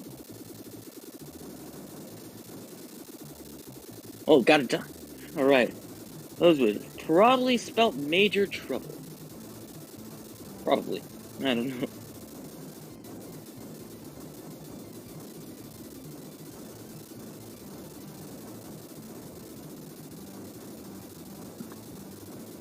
Alright, small enemies posing no threat whatsoever, just how they're supposed to be. Oh, wait, look! Look, a stronger enemy's coming up, that's for sure.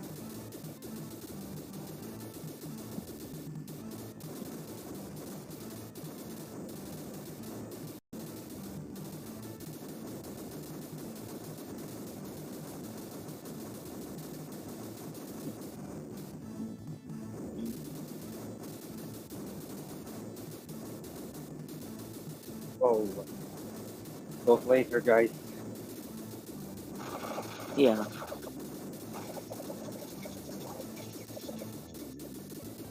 Moral of the story, that big submarine kind of exists, and your job is to make it not exist.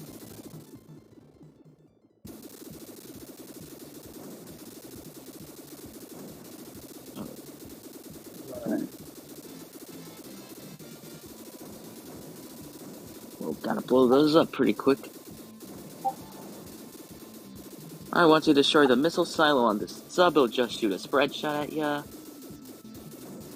Which probably shouldn't be that deadly. Unless you can't see bullets, of course. And at which point you're just me.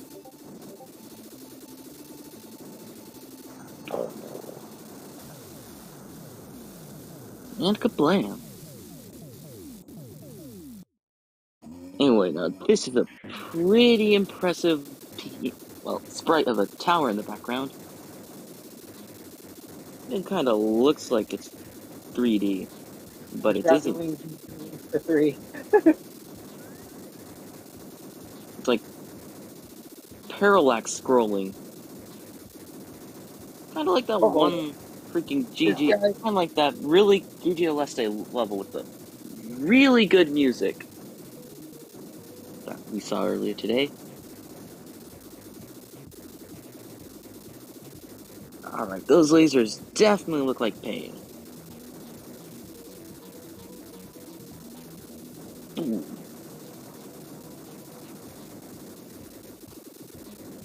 Gotta make sure not to screw up. Oh, yeah, bullet. Much more than I could say while I was playing Diode, that's for sure.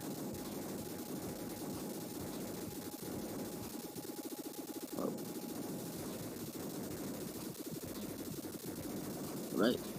You could just pick up the same power-up you already have for extra points. Though, I'm guessing really bad RNG, am I right? Oh, by the way, you kinda level up your weapons by killing enemies. Levels transfer between weapons, and it caps at 8. Level 8, actually. And it generates over time. Yeah. You lose half of it when you die, though. Oh, right. Please, don't die. Your firepowers get halved.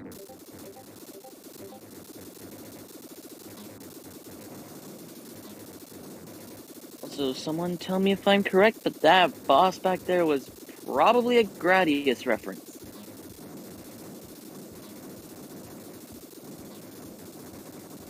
I mean, come on, it even looked like a core.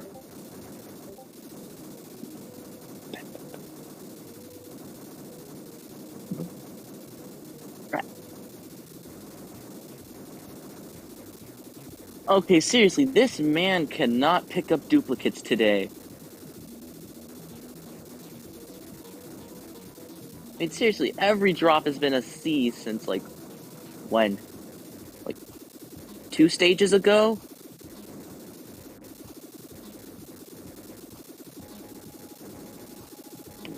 Oh no. Picked the wrong one. Yep.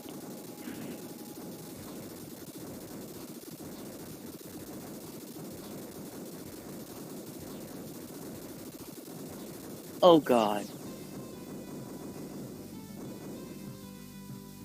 Yep, lightning laser. This is definitely not what I'd call an advantageous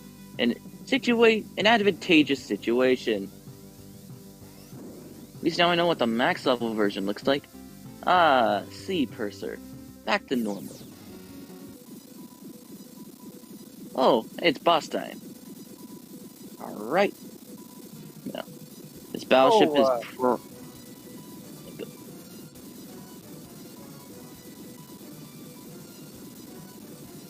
Now, this is a really good stage for timing out and shooting a bunch of infinitely responding smiling faces, but, well, this is a survival run, so none of that here.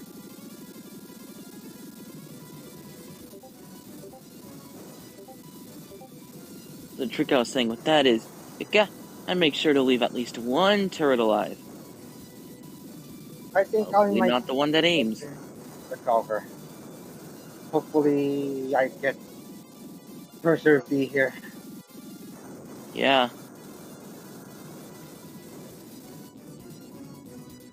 Now I just wait till we get the weapon. Well, the purser.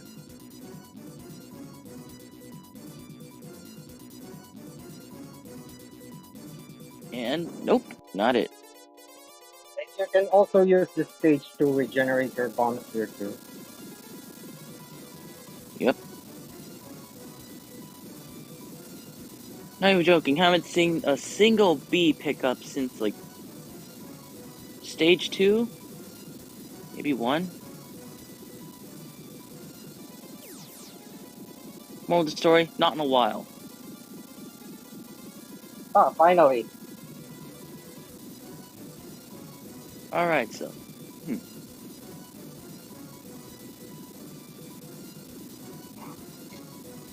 Ah, yes. Finally, the one we were looking for this whole time. And stage 4 is cleared, which means we're officially... Like, actually, no, we're not we're almost halfway through the game. There's 10 stages. Yeah, this game can get pretty dang long. Oh no. Murdering stuff on the roof.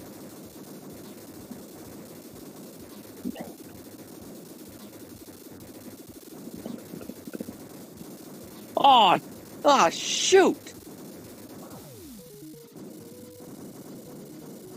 That was definitely a mistake. Alright, C, that is acceptable.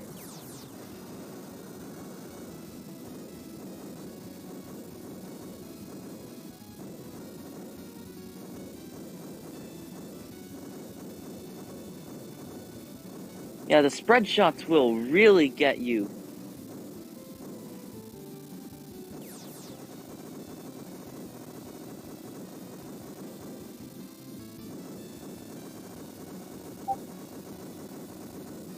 At this point, any kind of swarming enemy that comes from the top of the screen will just get absolutely mulched.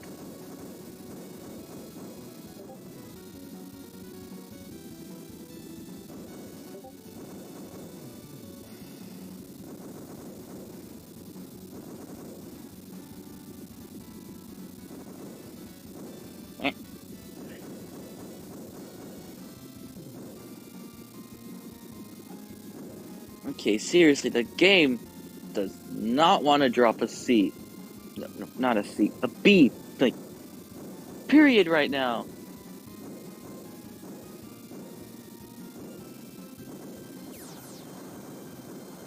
The worst thing that can happen to a shmup player is his preferred weapon practically never dropping.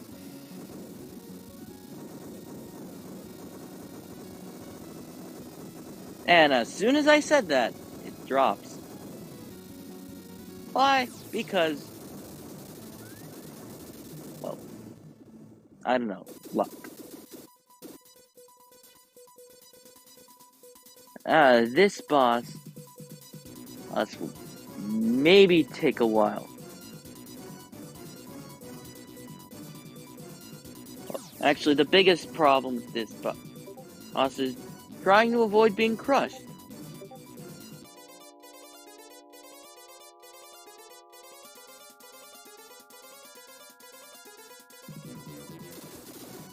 No.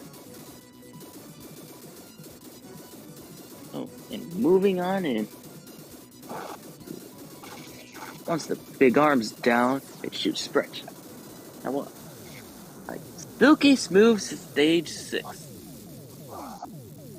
Now stage 7.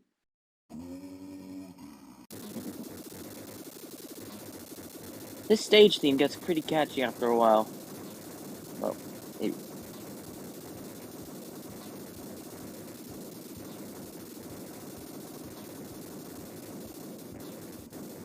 Gotta dodge that power up, won't really be helpful.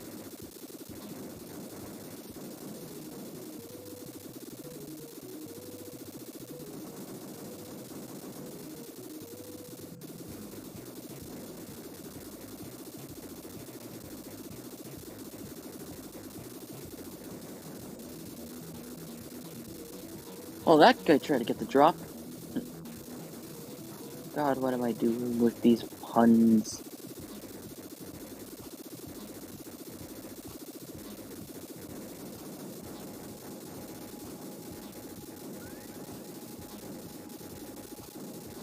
Alright, that guy would definitely be painful. Well, dude with the 2 cylinders on his arms look like guns, but he just shoots from his chest. Oh no! Oh, thank goodness. This.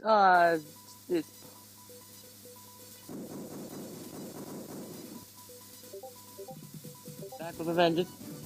Ah, that little stint didn't last for long.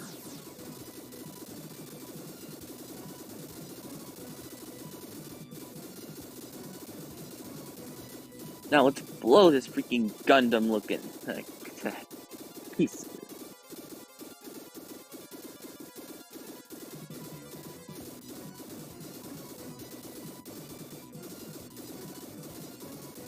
I mean, seriously, like, every mech with a mono eye probably has taken some inspiration from Gundam. Yes, it had no legs, but I consider it a mech, because it had arms and it shot. Well, arms and a head. As some type of limbs, it is a mech. God dang it, why are the dogs barking?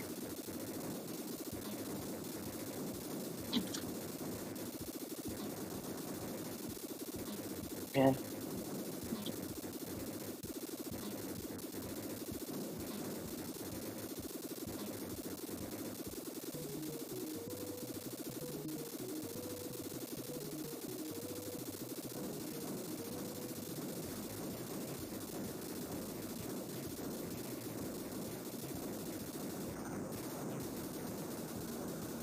Oh no.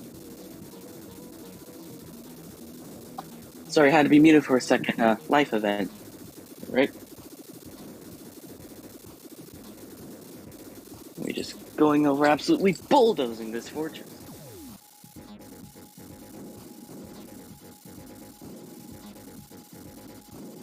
Geez, with the amount of flying torsos in this game, you might think this is Strikers, am I right?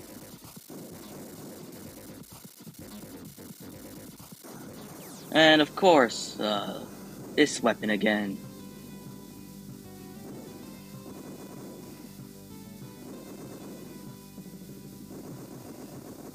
Well, these purple enemies would definitely be a real nuisance. Well, for the first few seconds.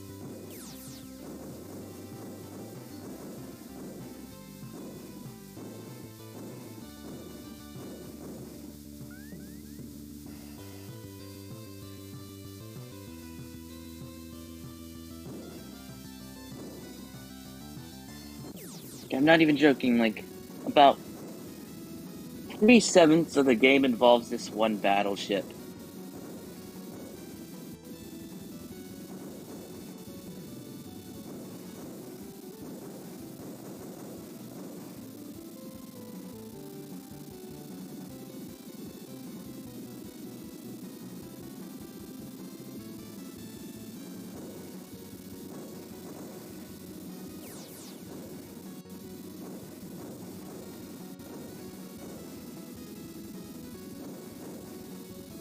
Whoa, gotta avoid those missiles. Not sure they can actually be called missiles. Oh, that was close. Without a bomb in that situation, that would have been wrapped.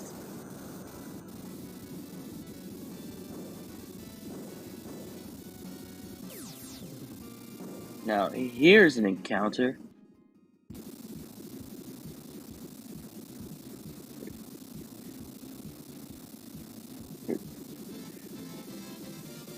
Radius looking core box. Am I right? And it's already dead. But wait, that probably wasn't the real boss.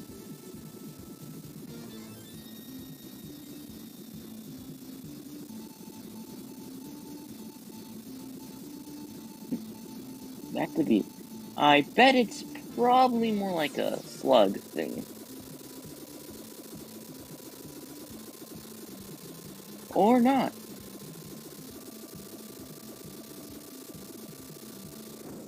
Yep. Well, I mean, I was half right. It's a... kinda looks like a sad crab. And now it's just boosters. Well, that's a pretty easy stage.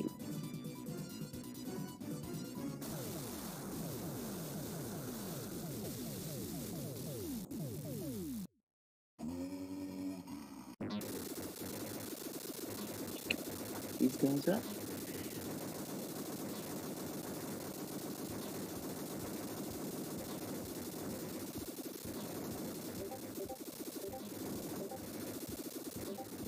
worthful.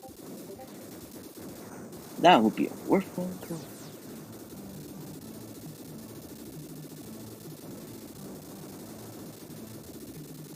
About like 15 easy ways you can get countered.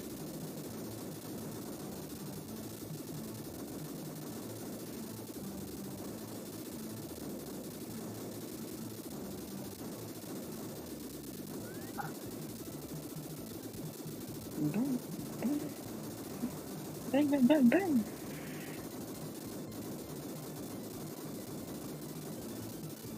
One well-timed bomb.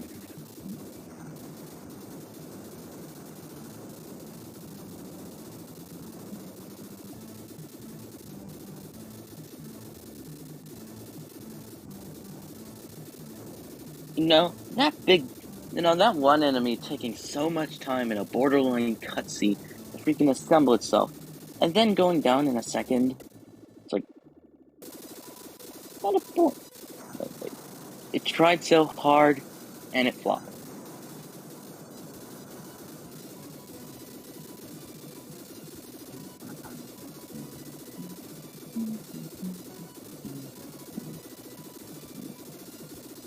And then there's this guy. Well, obviously. The biggest concern is this guy just crashing into you since he's pretty slow.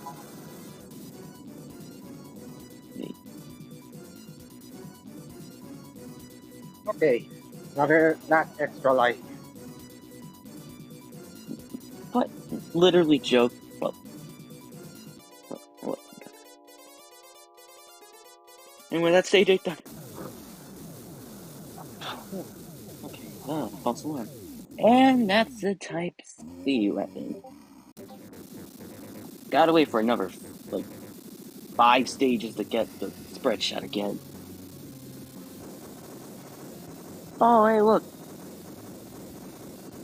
Great, invincible green triangles, and I'm betting there's a giant space slug coming from above. Well, yeah, and I am correct. Huh. I'm not sure it's a slug, but what am I supposed to call it? It's a thing. Come on.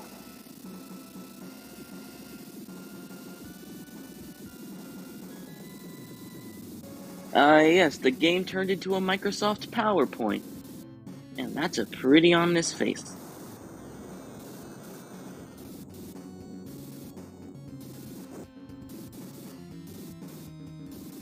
Oh, now I can get the good ending later.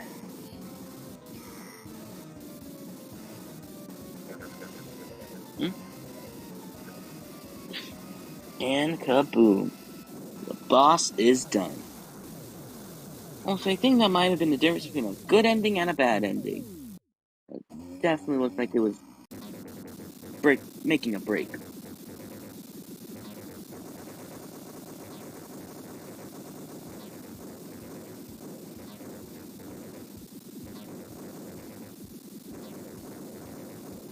Wait, is that actually the difference between a good ending and a bad ending?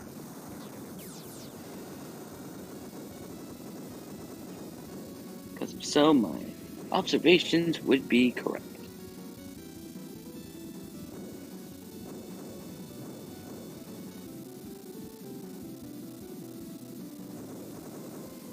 That definitely looks like a bullet hell and a half. Oh, just a saying.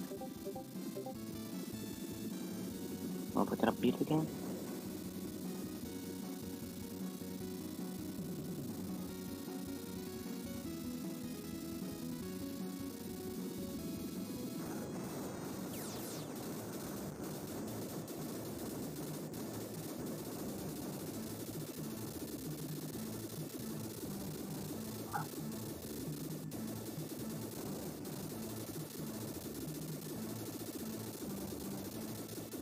Right, so now we just got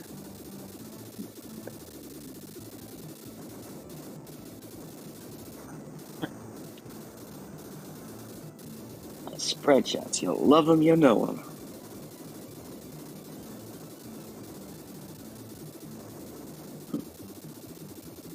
Great, this enemy again. Well, time for him to die in a second.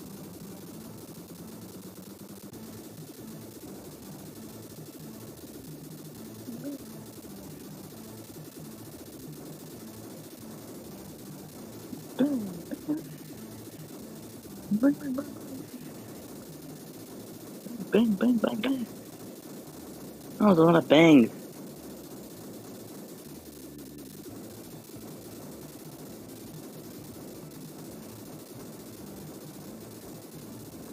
Gotta dodge that because that's power. Oh, sound is very reminiscent of the classic Star Wars, by the way. Alright, this is very similar to a section in a previous Star Force. Formed, that is.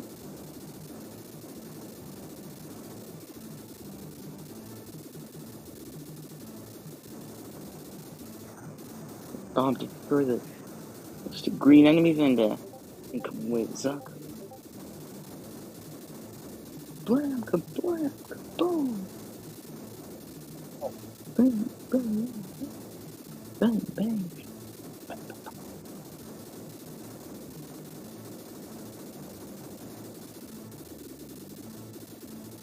That.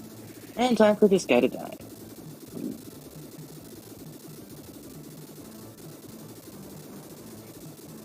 A turtle. Gotta destroy those Zuck early because they will fire. Seems like we get like Final battle. 2 inches from the edge of the screen.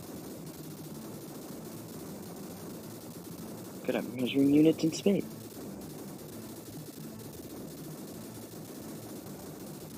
And this is it, the climactic final duel. Against what, you may ask? A giant space crab. I think it looks like that.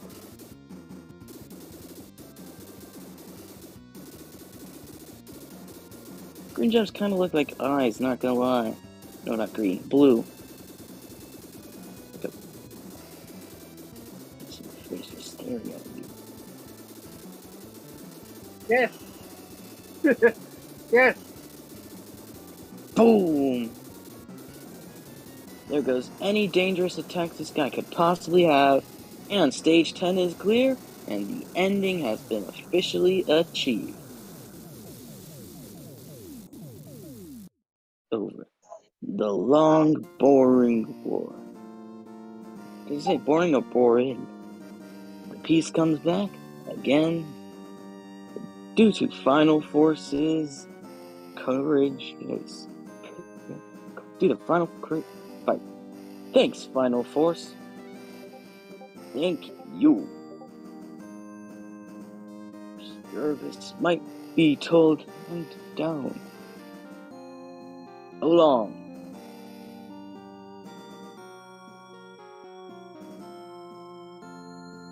And now officially the credits start.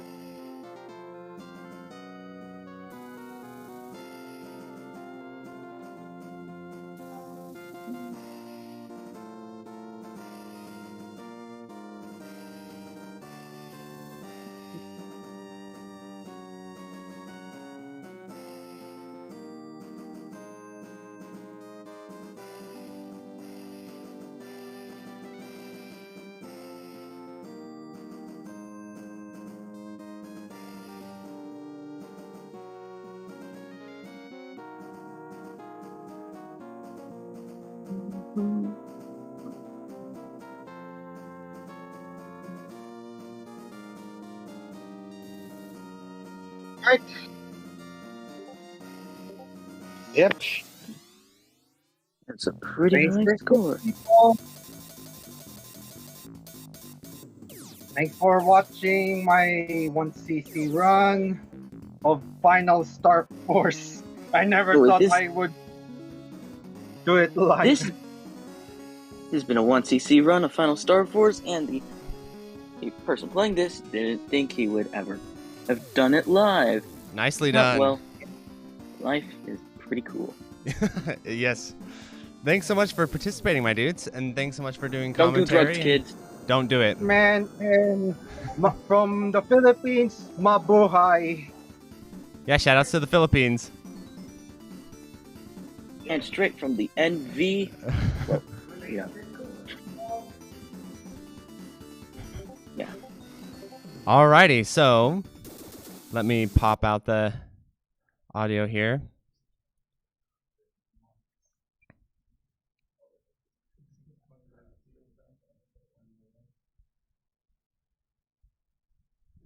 Alrighty, everyone. So this has been Shmup Slam 5. Thanks so much for tuning in. One more time, I want to play the donation. Thank the donors for making this happen, paying the venue fee, helping pay for the venue fee. So I'll run this one more time, and then I'll have a... We weren't able to do Ketsui because we got to get out of this venue like now. So that's not happening. So we'll play this, and then I'll do a final farewell from everyone here, and then we'll see you next year, everyone.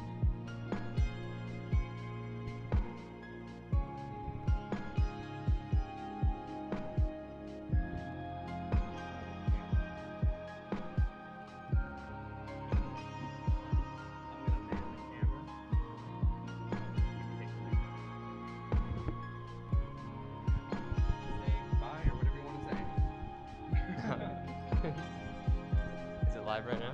The mic? Okay.